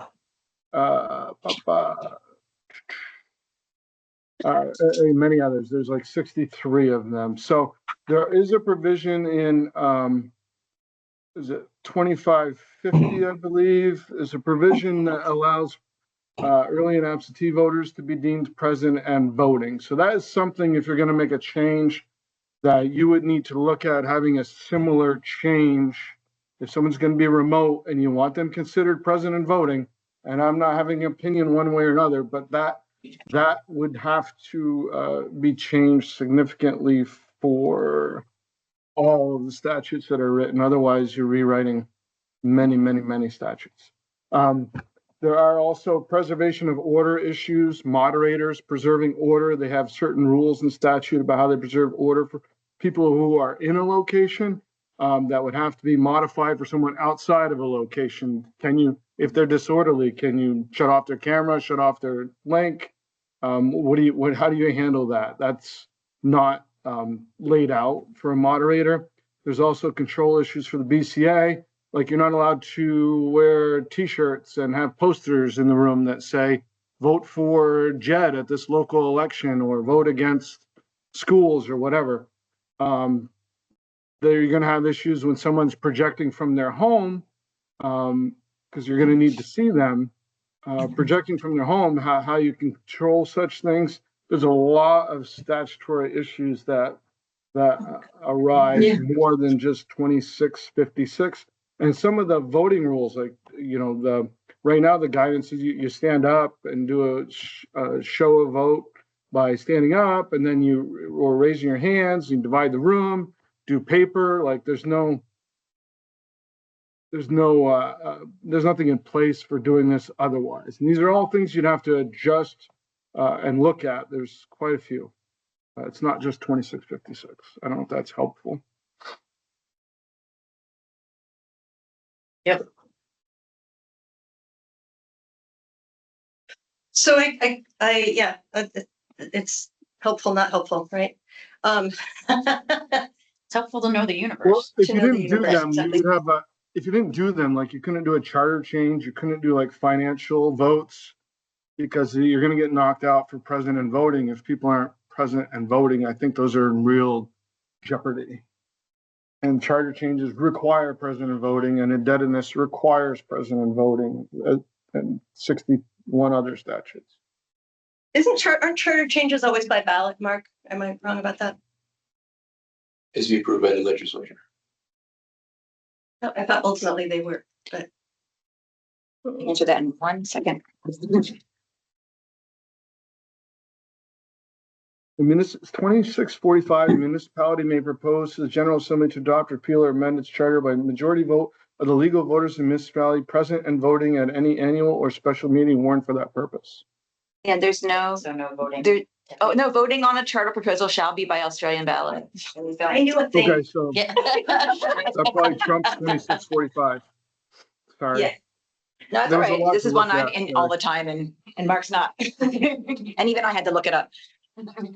Yeah, there was a lot Okay. to look up. Yeah, that's a lot. Just in the interest of using our last half hour to raise issues, we're not going to answer everything, but We do have an hour. an hour, sorry. Yes, Okay, okay, just. okay, thank you, thank you. You're quite as. Sorry, yeah. Does it make sense to move on? We have got 2 more case studies to go through plus our dream scenario. So is it okay if we move on to Jericho? Okay. Yes. Okay, Jericho did an interesting thing. They had an article on their town meeting warning to switch to Australian ballot, a couple of articles in 2024. And the people in the town amended those articles. So they said, yeah, we do want to move to Australian ballot, but we also want a town meeting. So they said, we want to have a meeting, and we want that meeting to be empowered. We want to be able to amend, and then we want to have an Australian ballot vote. And this is not currently allowed under Vermont law, which they didn't happen to know when they passed that article. So they created a committee, the Reimagining Town Meeting Task Force in Jericho. And this is an unbelievable committee. It has university professors, it has the former Speaker of the House. It has a lot of super smart and committed, dedicated people in Jericho that put their heads together to try to get as close as possible to what the people asked for at town meeting. And what they created was a 3-part process. They added a cool thing, which is that they added an early fall kickoff meeting, hybrid meeting, to develop ideas and a vision. So this was sort of like, hey, what should the select board be thinking about when they're crafting the budget? What kinds of things do we want to do this year? So that was a bonus thing. Then they had a January meeting, which looked a lot like a town meeting. And that was a hybrid meeting. And that was where they looked at the budget. They had the ability to amend. So it looked like a town meeting. I attended that. It was really interesting. And then they had Australian ballot voting on town meeting day. So this is important to note that meeting that looked like a town meeting was not technically a town meeting. It was technically by law a select board pre-meeting. So it was technically a public hearing. And for that reason, they could experiment with fewer legal concerns about voter security. I believe they made really no effort to check who, that do any kind of voter. People just were invited to come to the online part. So they had 52 people attending remotely that meeting, and they also had many people, I think something like 75 or 80 in the room. And for Jericho, how do you do that? How do you have 52 people attending remotely? It was an all hands on deck moment. They had numerous dedicated paid staff as well as volunteers, including professionals with expertise in remote meeting facilitation. They had 2 moderators. They had the moderator in the room, the elected moderator, as well as an assistant, a person who helped that moderator by monitoring the online participation and counting votes. So they had the entire town meeting that way with votes. And at the end of the meeting, they did make amendments. They made significant amendments to the budget by vote.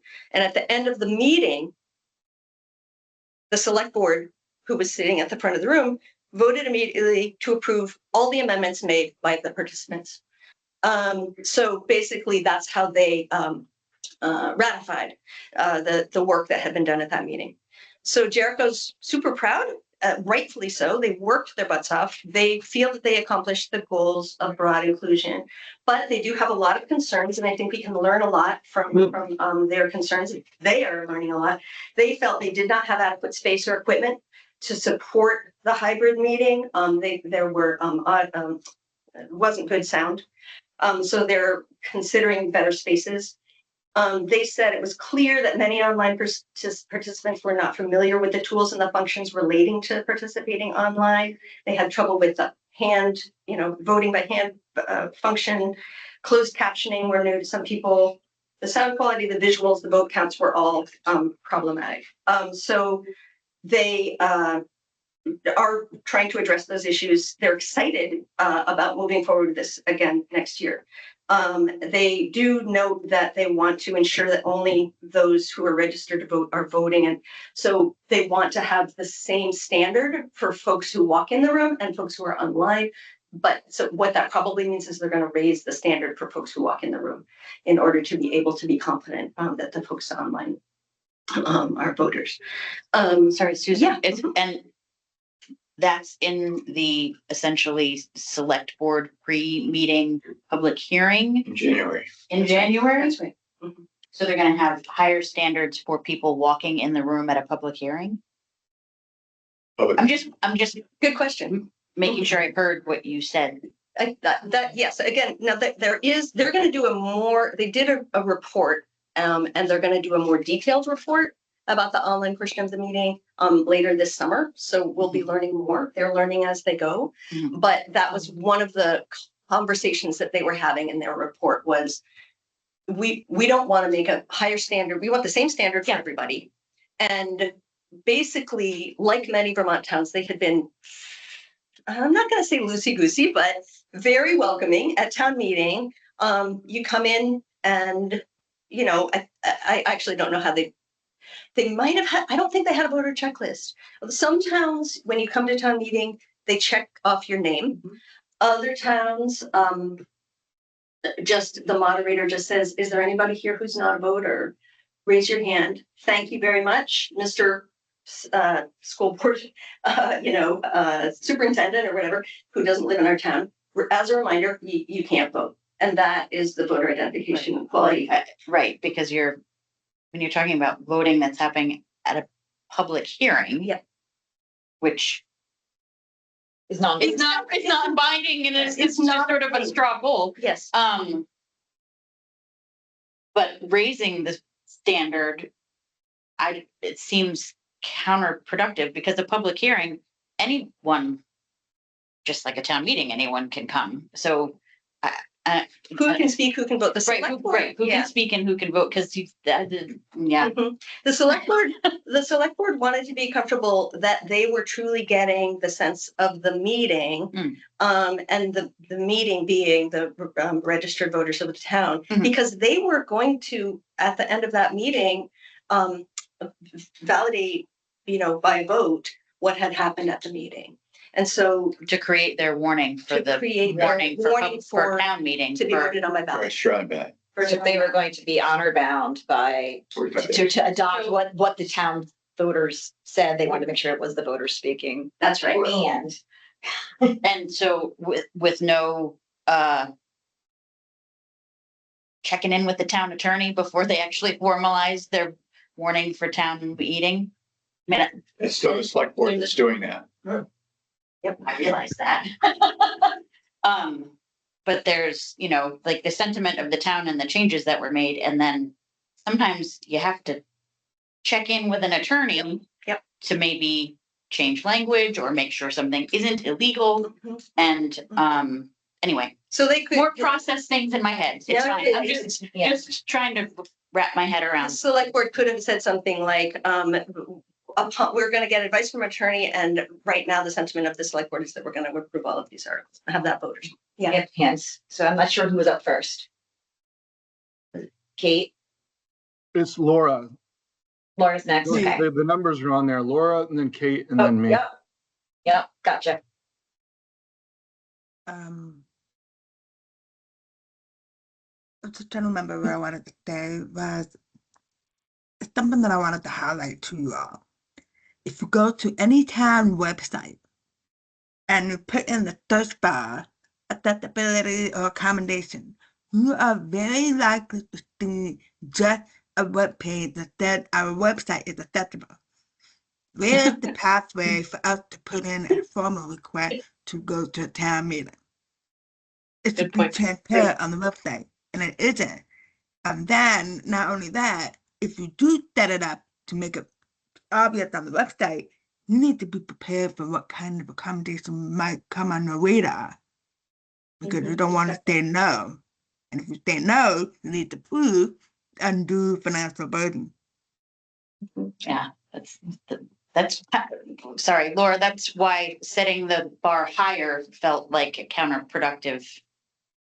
Yeah, and so I wrote in the chat, to this day, I still haven't gone to a select board meeting, a town meeting, never, because I know it would cost them a lot of money, and I don't want to be perceived as a financial burden.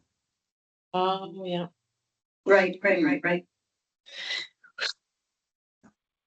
Just a thought. Something to think about. Thank you. Next. Yeah, I think that's. Go ahead. I didn't even.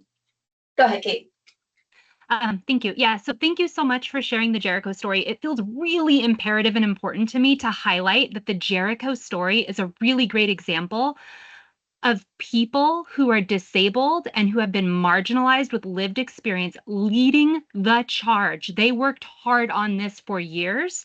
Maria Rinaldi and others who have been are not quiet about being systemically discriminated against have worked hard to make this happen, right? And so when the retelling of the story happens, it really is about universal access and universal design. That's great, but please let's not erase that disabled, marginalized people put in immense amounts of effort to make the universal design happen for everyone. So that was really important to me to name. Got to underscore that when anyone tells the story of Jericho.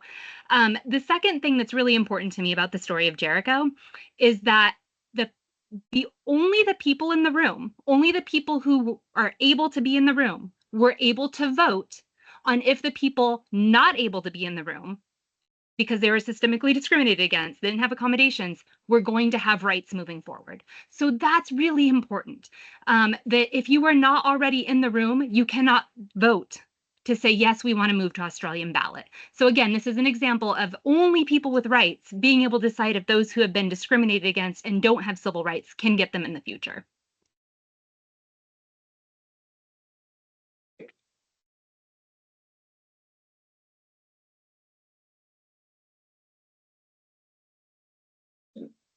Okay, Mark? Yeah, and again, I'm not speaking for the Secretary of State's office in this manner, but I think in my experience in working with municipalities, this pre-meeting is a very powerful tool that could really help us, as Kelly raised. As this issue's been raised, we had a side discussion a little bit with Jenny and Susan, and I really believe in this pre-meeting. I think something needs to be codified, as Kelly raised, because it's kind of a hybrid between, because a town meeting is a meeting of the voters. It's not a meeting of a legal body. So there's a difference there, and we might need to codify what this pre-meeting is to give some guidance to towns without restricting what it is, I think, to help use this powerful tool moving forward. And we've seen a bunch of examples where this has really helped. But like Kelly said, there's issues, and there are other issues where it's such a hybrid meeting that there could be problems with it and how you conduct it and such. On top of that, Oh, well, I think Karen had her hand up. Karen? Yeah, I just wanted to add that Cambridge did try sort of this year in 2025 unofficially one of those have your say pre-meetings. It was explicitly just for the budget. No other, no other articles were raised, and it was a public hearing. Anyone could attend several weeks prior to town meeting. It gave the opportunity for people who couldn't go to town meeting to potentially go. It was held on a weekend rather than a weekday. And I think part of the hope was also to reduce the amount of discussion around the budget at town meeting. It didn't change the fact that, we do not have Australian ballot, and we do still have a traditional town meeting. It didn't change that, but it did have good attendance. I think there were about 80 people there, which is a lot for us. I think Frank's and Mohammed, if I had it right. Yeah. I talked to our town clerk about the same issue of potentially making a more involved pre-town meeting in the formulation of the budget. Okay, and she said you had the 45-day notice, you had to get the ballots out, and they had to be proofed and passed back, and so you had a time frame. So you had to have all that done before even the issue of the book, the warning with the items to be voted on at the Australian ballot. So it has to be time framed like January type thing before, where it becomes like part one, part two of the town meeting process, where you have the budget pre-meeting. Because right now it's held the night before, and it's boring as hell because it's just reading it off. There's no changes. Everybody's sitting there, and it goes fairly quickly versus the old days when they had the school involved with that too. So, but to pre-qualify in the budget process to find out if somebody is a resident or not, the DRB hearings are the public, but witnesses who are going to testify to DRB and participate have to sign, be on a list and say, I want to be a witness. And then they have to sign up and swear that they're going to the fact during the meeting, essentially. So that may be one way to verify and have a certain list of people that somebody may be able to be added on, but it's a way to verify who the people are, because that becomes a matter of record of the meeting. Mohammed? Thank you. First of all, I want to say apologies. I was busy in another meeting. Not that it's more important than this one, but unfortunately, it's now that earlier, a few minutes ago, that I could make it here. I'm very appreciative of all the comments being made, and I am learning, or I'm thinking out loud, especially listening to Mark. Mark has some great insight around statuses. I'm mentioning this because I find it important to know about the statuses, to know where we're heading and what changes we can make. And no change cannot be made without actually making a change in studies. So whatever change should happen there first. I'm finding this conversation a little bit like financial literacy class or financial literacy world. Not many of us sitting right here had that class when you were in high school or elementary school. And we know many other folks who have never had a financial literacy class. And when you hear all this jargon about budgets, the weight as a word, if someone is not educated in this jargon, they won't even understand what you're talking about. again, I'm going back to Mark's ideas around studies about pre-meeting. What is a pre-meeting? What is a town hall meeting? How many of our population understand the difference? I'm saying this to say, I think it would be great if we could come up with short description of all this jargon, either, well, I'm going to say in writing, of course, and then in an audio video recording. So our population is well educated in these terms in the first place, because we can only assume people out there understand this, but no, it's not true. People do not, some people don't even understand what an Australian ballot means. So I'm just suggesting this. I'm really appreciative of this meeting and it's very insightful. And thank you for all your insight. If I could just say one thing to that. So I think the thing is, when I talk about codifying it, I am saying the same thing, but I'm saying legal jargon, so my apologies. I think we need to define what this pre-meeting is. Right now, it's whatever a few towns have decided it is. It seems to work really well as a tool. I think it's a good tool we can follow, but there's no definition for it. And when you codify it, it means you just make a rule to define what it is. I don't think it should be a restrictive rule, but I think it could be a good rule to move forward. And if we make some of these changes, I think we can build momentum. If we get some accessibility, then it's in the minds of towns and clerks and BCAs to be inclusive, then they're going to be more inclusive. So I think building momentum is an important part of this process. And I'm sorry for using legal terms like that.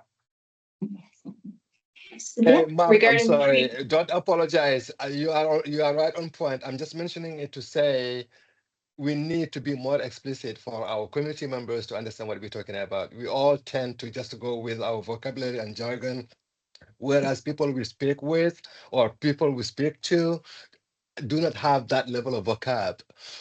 So I just want to point that out. I'm not blaming you at all. We are a team here and trying to make things work. Thank you. Cynthia? Regarding the pre-meeting, at least in Thetford, our pre-meeting is an opportunity for people who could meet in a smaller room and everything. And as the self-designated town crier, I always put out ahead of time, hey, if you can't go to town meeting or you have something to say, this is where you're actually going to get to speak directly to the select board, and you don't have to talk in front of all those people. But it's also a way for the select board to get a heads up what the problems might be. And that's good in a way because they'll be more prepared, but it also allows them to provide a defense so that they're prepared to push back. So like it's both good and bad for the public as far as, being able to present an opportunity to speak their piece. Quickly, all the select board is putting together their budget in the fall for the next fiscal year, and then it gets some stuff added in shortly thereafter, the new year potentially. But that's what we're talking about, because people in the old style thing would get up and complain about the numbers. Now it doesn't mean anything at our premium pound meeting because it's all settled. It's in the town report. It's going to be voted on. There's no flexibility to it, and there's a frustration of the citizenry that happened, but they didn't go to the meeting of the budget meeting. Can I just chime in with a little, maybe helpful? Most towns are building their budgets in the fall because they have to start the work so that the work is ready, so that the things can be warned and printed. And so I don't think that is done. No, but it's also not done to be exclusionary. Everything in municipalities generally starts months before the public becomes aware of it because it takes so much time and effort. And could everybody do better at sharing information with their residents? Absolutely. But it makes me sad to hear that people think that the work is being done behind the scenes or Perception. in an effort to not be inclusive. It's just like you have to start in September if you're going to have a budget ready in January. and that I would say is more the norm than not. And again, could education be better to let townspeople know that? 100%. Yeah, so three things. Kelly, I really agree with what you're saying. And it's a big job it's like running a business. You have to plan ahead. And one of the things that Jericho did, that's the reason that's intriguing to me, that Jericho chose to do, they were asked for a pre-meeting, they created 2 pre-meetings. And they did that because in the fall, they wanted to get everybody involved in helping the select board vision. Yeah. What are some of our priorities for this year? And in fact, after the process, that information came back that said, hey, some of those amendments that were offered from the floor, those should have been discussed back in September so that we could be thinking and discussing that. So opening up the process, those September meetings of the select board, they're all open, they're all available, Yes. but it looks really boring. I mean, who is going to come to a meeting when the warrant is like, blah, blah, blah, budget, blah, blah. You know, that's not, this meeting that they offered in Jericho, it's like, there's going to be food, there's going to be presentations, there's going to be small group discussions. So I think that is one way to do it. I do really agree in terms of codifying what do these meetings look. I know that's a wonky term that Mark used, but my worry about Jericho, for example, as an example, is that this is a pinky promise. It's like, hey, you know, select board is going to hear you, and then we'll make decisions based on what we heard. That's very, very different from an empowered town meeting. And what, I mean, not to get too wonky here, but this is, in Jericho, they have a lot of trust. It's quite beautiful. It's quite beautiful to attend their meetings. A lot of the select board trust the people trust the select board. There's a lot of mutual trust. But I am concerned about next generation, meaning that which could happen, you know, in a year or two. You have different select board members. It is what happens is that the will of the legislative branch, it's basically abdicated its power to amend and handed it over to the executive branch. And when we think about that now, what happens when the legislative branch abdicates its power and hands it to the executive branch? All of a sudden, we get why there are democratic concerns in this very well-meaning decision or process that they. So how do we codify it so that the select board gets this isn't a pinky promise. This is really a meeting where we're going to say what we expect you to hear us. That's a question that I have. And then I think finally, the timing of the meetings is really has to be kind of a laser beam. And Jericho has come up against this. They're talking about, I think there were 3 possible January dates they were talking about for that meeting that would be, it's like we want to make sure the January meeting isn't allows enough time for the warning to begin, because you know the warning is also a public process. It's also public access. You should, as we've been saying, we want enough pre-time and to think about these things. So they have to. It's tight. It's tight to have those 3 meetings, but it's possible. Interesting presentation. Thank you. We have one more. Oh. Okay. Woo-hoo. Yeah. And this is not in Vermont. When I reached out to Massachusetts, fun fact about Massachusetts, by the way, they do not have Australian ballot. If you are a town, you run by town meeting.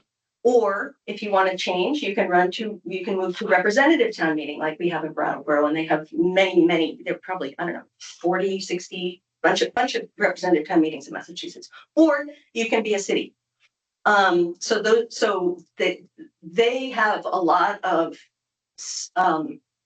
energy and resources looking at the question of how can we have better floor meetings, because we have a lot of floor meetings.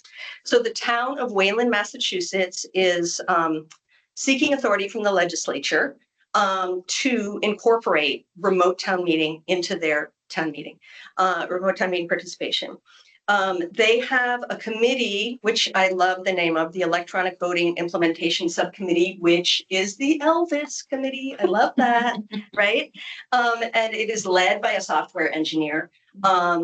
And he has a 40+ minute PowerPoint, which I'm happy to share with any of you. I have sent it to the folks who have expressed interest in technology. It's pretty wonky, but they focused on 4 things. How to make remote participation simple. Because they knew that they had remote participation at their representative town meetings, which Brattleboro also had, and they knew that people got really confused. The feedback was it's not easy to vote remotely. So they wanted to make it really simple. Number 2, how to detect a widespread internet outage. Because Wayland has a population of 10,000 people. So if you've got lots of people attending remotely, you have a significant chunk of the participants who suddenly aren't at the meeting if you have an internet outage. Number 3, secure internet voting, the thing we're talking about. And number 4, how to deter proxy voting. Basically, how do you make sure that one person isn't casting votes on behalf of another person? And they had lots of discussions around that. They were like, what if we're trying to change the zoning laws in our town and some developer tries to rig the vote on that in their favor? So they were concerned about that. So they have imagined a remote voting system solution. And it basically, I'm not a tech wonk, but it goes something like this. The remote voters, they use their own smartphone or tablet. And the town provides one if you don't have one. The voter pre-registers with the town clerk and receives a voter code, a password, and an audit code. When it's time, you vote, the voter logs onto a web page. And that page it's a very simple visual. It has one button for each activity. So I'm at the meeting and it has a button that you can press to request to speak, or when it's time to vote, or if you need to obtain help. Frank, you're going to love this part. The system captures a photo of the participant to be used for random reconfirmation of voters and deter proxy voting. I'm joking because I know Frank has a lot of privacy concerns. I'm sure he hates that. But I especially with AI showing up. Yeah, exactly. But I will say that the photo goes away immediately after. So there's a function to have it go away after the process. Right, exactly. And then that is also, there's this audit function to allow voters to report discrepancies. If you feel like, wait a second, that's not how, the thing didn't say I voted the way I wanted it to. So that web page that voters see offers real-time transcription of the meeting. And it displays a list of the people requesting to speak, and it allows remote voters to cast their votes and to see results of the voting.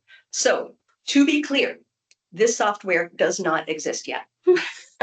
But if they get approved by the legislature, Wayland is confident that they can recruit companies to develop this system, because guess what? They've done this before. This approach has already worked for them in a different democratic tool. And it is those voting clickers that I put in our memo. This idea that when you, and 70 towns in Massachusetts use these. So what happened was Wayland envisioned using clickers to be able to vote. Rather than hand raising and voice vote, they should just be able to vote yes or no. And they wanted it to be not on the internet. They wanted it to be closed circuit so that it couldn't be hacked. They envisioned these clickers. Private companies manifested the clickers because there were there were a lot of people they thought would buy them. The Massachusetts legislature legalized the use of the clickers. And now, like I said, there's more than 70 Massachusetts towns that use them. Bills to legalize remote town meeting participation have been submitted to the Massachusetts legislature.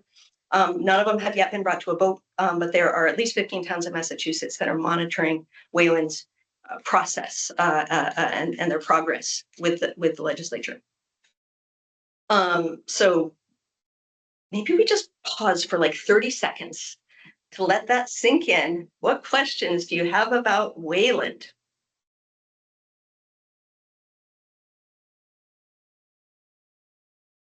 I think 30 seconds. I'll go. If nobody's going, I want to add the comment. Nobody ever wants to wait 30 seconds. I love the idea. It's brilliant. In the living in the 21st century, it is possible, and it makes it accessible for others. I just want to add that, and hopefully someday, sometime soon, we get that option of technology, voting remotely, and or attending meetings remotely. I'm always in favor. Does it meet the goals in terms of accessibility and inclusion for an empowered town meeting? Frankly.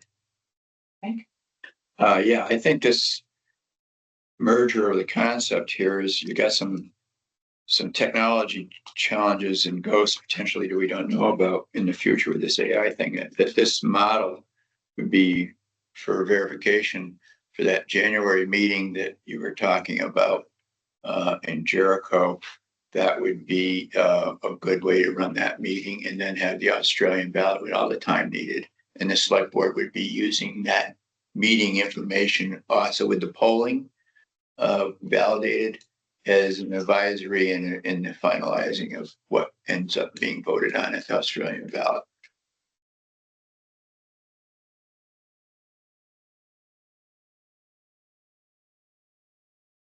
Comments about Wayland legal concerns? Obviously, it's not legal.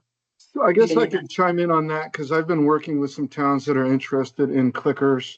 Specifically, I think clickers have a lot of valuable use for time savings, mobility issues, privacy issues. So there are a couple of statutes. One that does 17 VSA 2493 does not allow a voter to cast their vote by any other voting machine other than like a tabulator. It's in the definition of tabulator.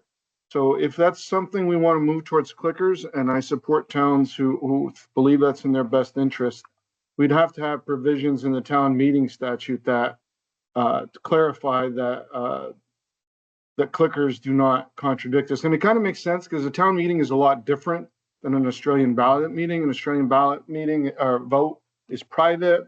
No one gets to see. You're not allowed to discuss. You're not allowed to politic. Town meeting, specifically, you are in public. You are supposed to campaign. You are supposed to politic.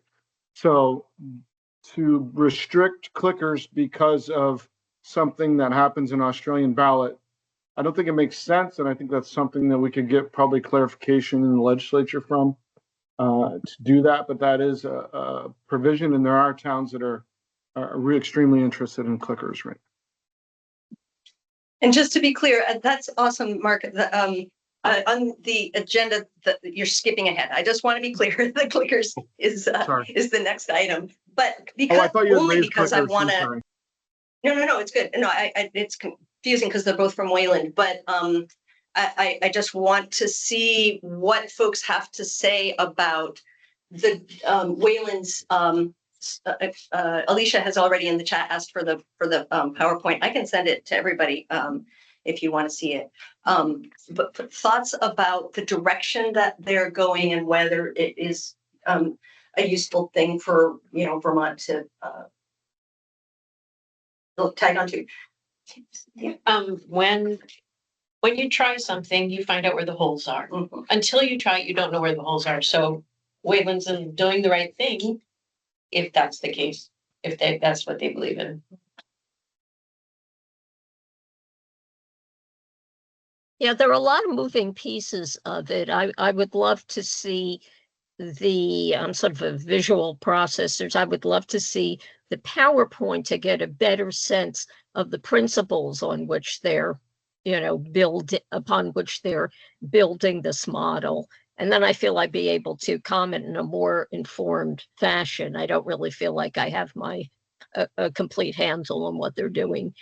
It certainly seems like they're trying to hit all the high points of voter identification, inclusion, participation.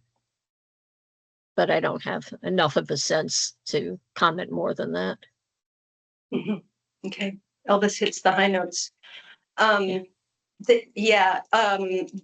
option I would think, and we can always, just something to think about it if this group wants, is we could have maybe additional sessions. I'm happy to send the PowerPoint. It actually is pretty self-explanatory, but we could also ask if Waylon wants to give a presentation to this group. That's, I mean, it's always an option. Like I said, it's at least 40 minutes plus Q&A. So, and probably not during the scheduled meeting, it would be an additional one, but, and maybe that's down the road. Okay. What was I going to say? To me, it's almost like some of these earlier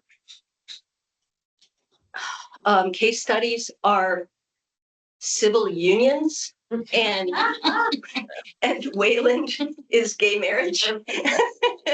If you see what I mean. And it sort of feels like social justice is like ever thus, like you start with what you have, and then you move as sort of at, you know, at the speed of trust, or, you know, whatever metaphors you want to use.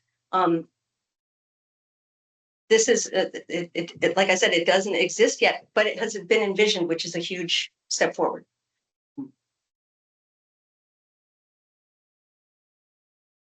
Question? Have any Vermont towns been sued for these issues? Or is this just a fear? Are there any Vermont towns using clickers? Having been sued for any violations of non-inclusivity because of disabilities, for the whole question. There's this piano hanging over our heads that we're going to get sued if we don't do the right thing. Sued if you do, sued if you don't. Not just for clickers, about the whole thing. Is there anybody who actually has been sued, or are we just, is this a fear that's hanging over us like a piano? Laura Cushman. Right. There are certainly cases with HRC right now. Whether or not they're going to go to civil litigation, not sure. But yes, I mean, people are pushing back about not having a right to participate. Okay.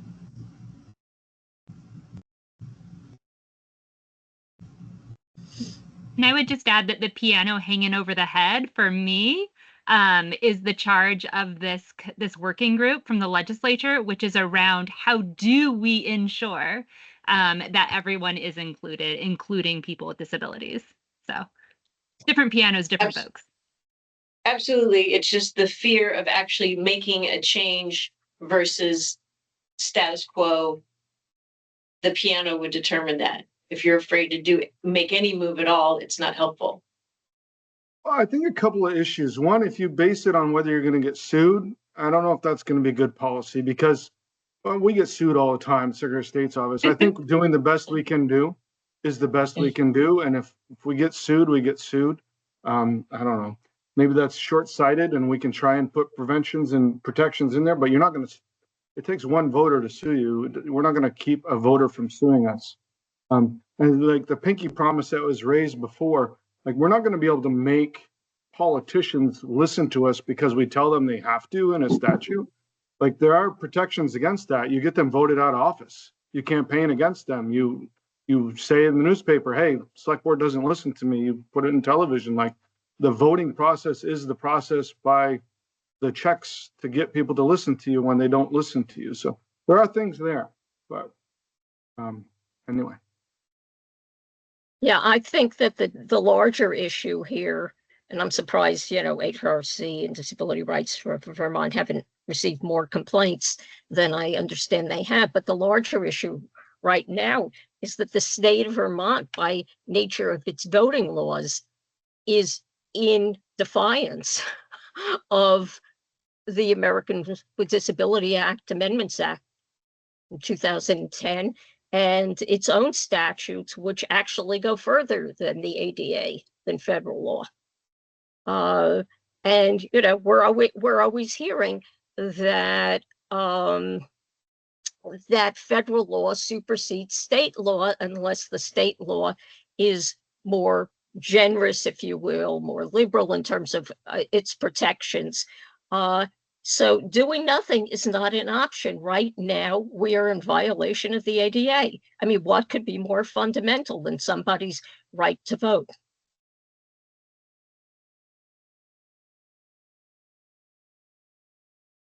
All right.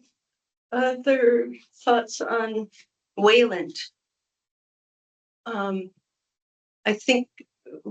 You can say. No, I'm just, I do think in the interest of time, if you want to hit our last two, Yeah, items. our last two items. Because, I mean, I feel like the hope was maybe that we could do our dream scenario, but we've kind of touched on some of the key issues that would be in our dream scenario, and maybe a better use of our remaining minutes is we have talked a little bit about voting clickers, and just as a reminder, that's to they're handheld clickers. They can replace traditional floor voting, so it could replace the voice vote, the hand raising, or the paper ballot. And it allows voting at a town meeting to be private and fast. In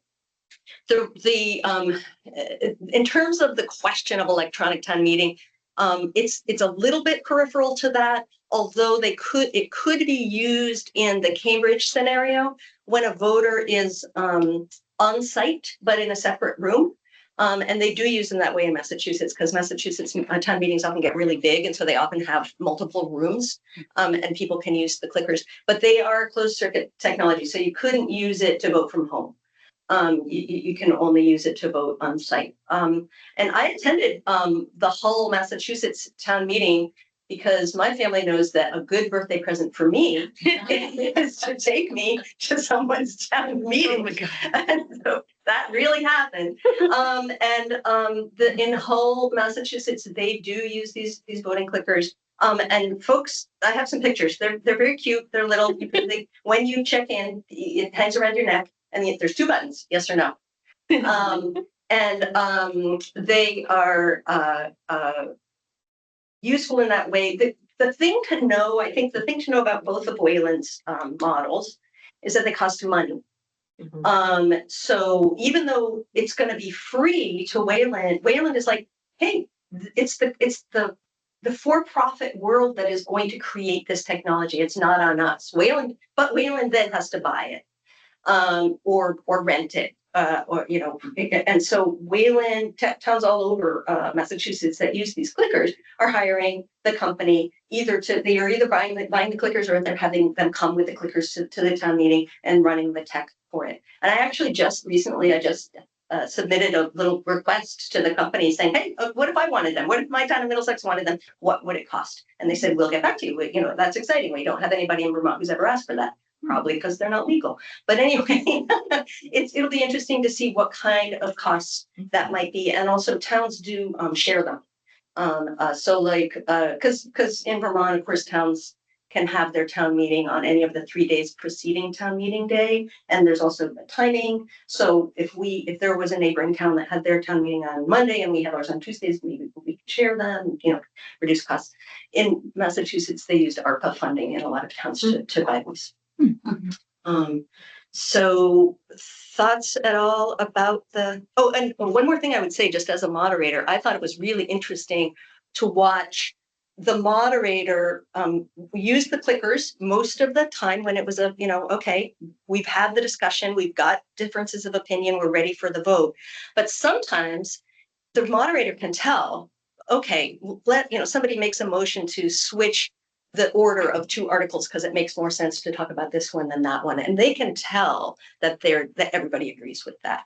And so in that case, the moderator didn't use the clickers. He just said, all those in favor say aye. And that was faster. So the moderator has discretion about whether, which technology, which is going to be faster to keep the meeting moving along. I thought that was interesting, but I would. Any other thoughts about the clickers before? Yeah. Great idea, the clickers. I've used them in a big meeting before, but the remote thing part is just throwing this in, because one of the things about open source is stuff can be changed and you can use the existing code that exists there, like the Jitsi is an open source.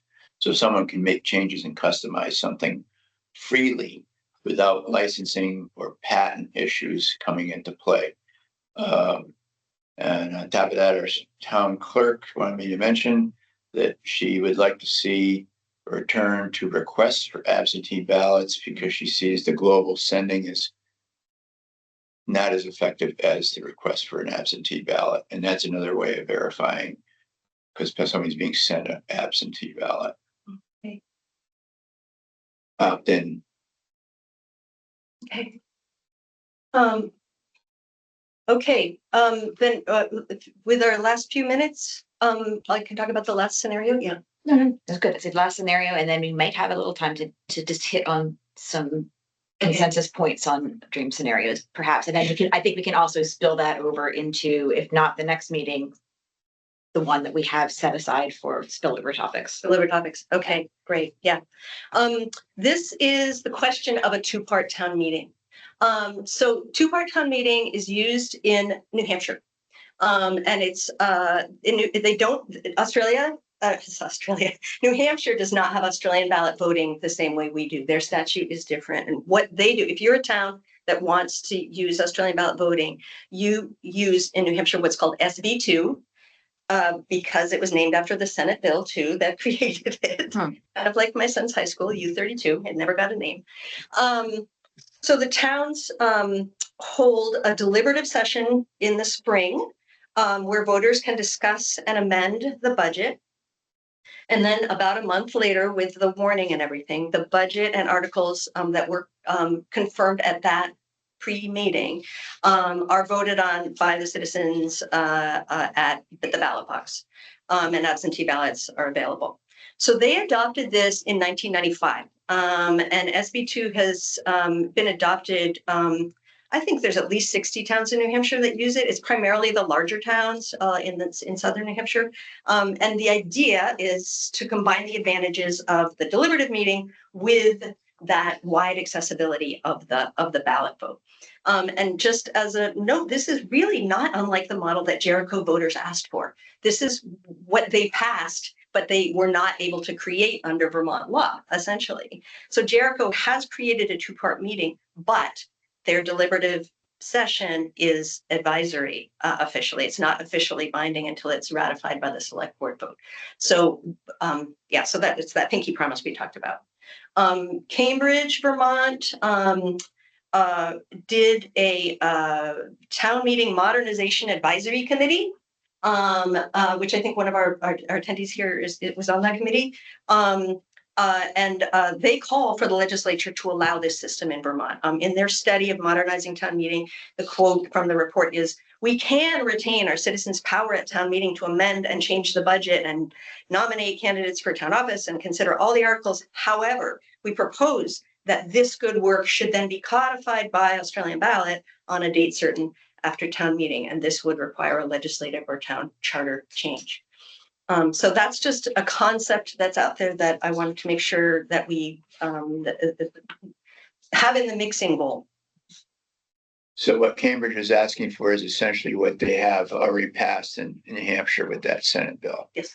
I make a suggestion that be included, this New Hampshire Senate bill be included in the report to the legislature just for them to play around with and look at.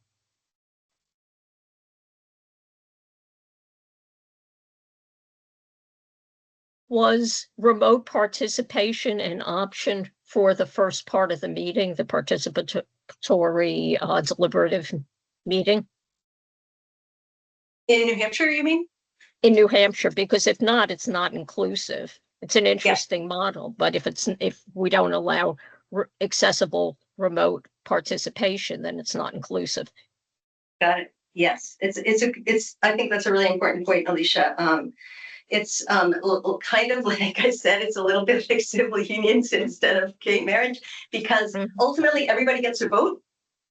So it's kind of the better than nothing scenario, in that if you want everybody to be able to vote on the budget, everybody is able to vote on the budget. But if you couldn't attend that initial meeting, you didn't have the ability to amend. It's how do we get both and? So yeah. So if you fold in remote participation to that first meeting, then you've got what you want. You've got inclusion in all parts.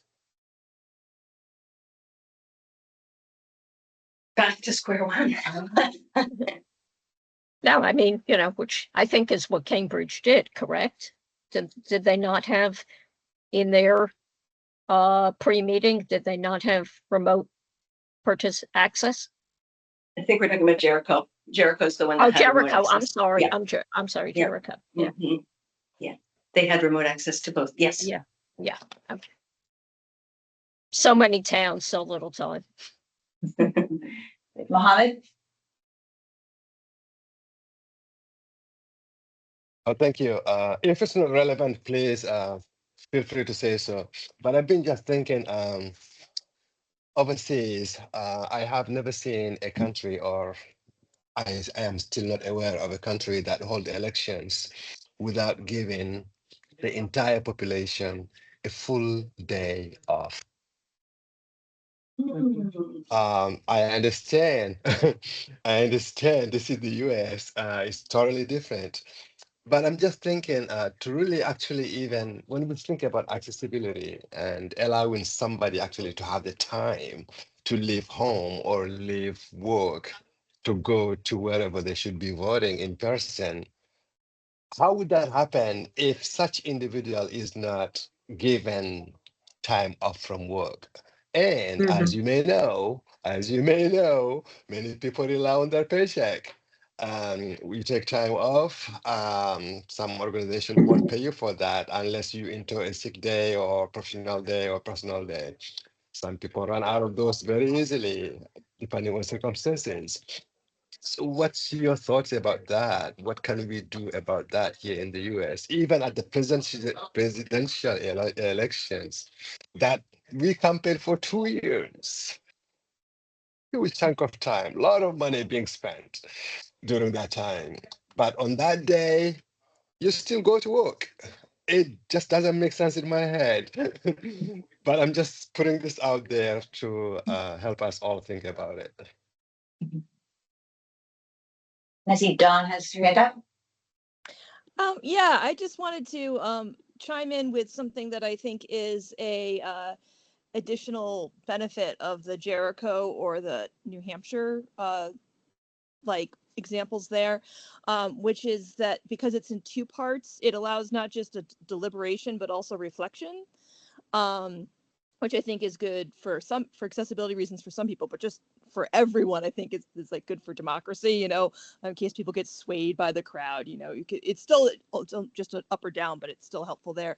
And also, I turned my camera on here so you can kind of see how I'm participating here. I have an energy limiting chronic illness. I get cognitive fatigue. I'm starting to get a little worn out with just this meeting. I know we all know our town meetings. We all love it when they go like 6 or 8 hours. Those are always going to be a challenge for some people, no matter how hard we try, no matter how many accommodations we put in. And so like that would also give this backstop of another way to have at least some voice. If for accessibility reasons or for like life reasons, jobs, whatever, people cannot participate in the deliberative process, they don't lose their say entirely. So I like those, the two part for those two reasons. Thank you. Awesome. Yeah, somebody else was there. And whoever just put their hand up, it's not showing on our screen who the person is, but someone has their hand up and only one person. So could you please speak? It's Dawn. Okay. She just hadn't lowered it. Oh, okay, great. Thank you. Yeah. I would just add to Mohammed's point, which makes my heart sing whenever I hear people say we need to, give democracy the time that we give and the credit and the value that we give to everything else that we value so much in our society, like work. And one of the things years ago, actually, when we first started our remote town meeting participation, we approached the legislature asking to make town meeting is technically a holiday in Vermont. And what that means is if you work for the state, you get it off. And some employers, as Laura Cushman is saying, some employers do provide that day off. and others don't. The change that was made was at least to make town meeting. We wanted people to get paid time off from work, and there was a lot of pushback from the business community on that. Why are we balancing democracy on the backs of businesses? So that failed, but it was allowed to, that if you want to go to town meeting, your boss has to give you at least unpaid time off. So it's treated like jury duty, meaning that if you legally, if you want to vote or attend town meeting, you can legally get time off from your job or from school under the change that was made in that law. So that's just a tiny step. But When was that? 90s. Well, I am mindful that we are at time, and I know we did not get to some of the meat we were hoping to, but I think we made some progress. I appreciate Susan, all the work you put into this. It was a lot. I appreciate everybody's joining and contributing here. I think we will want to hit what Susan has as her number 5 at some point, perhaps next meeting. I'm thinking our next meeting is on August 14th. And the topic is incentives for public participation, which is spelled out in our statutory charge. And I think there's some overlap there. We're to investigate whether increased use of resources such as childcare, hearing devices, translators, transportation, food, hybrid meetings could increase participation in local public meetings. There's certainly some overlap there with what we plan to discuss here. So it might make sense when we look at the agenda for next time to maybe lead with this and then roll into the wider picture.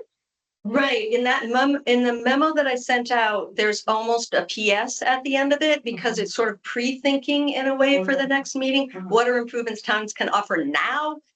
All this legal stuff aside, what can we do now to maximize town meeting accessibility and meeting at all of those? And so you'll see that I start just a tiny starter list. It is intended to inspire people to add lots more good things to it. It's not a complete list at all. And I just want to mention again, we put it in the chat, but Susan's memo is available on our website under this work group's page. It's posted. If you have trouble finding it, just let me or Kelly know, and we can get you to it if you don't have a copy already. Well, thank you all, and see you at our next meeting.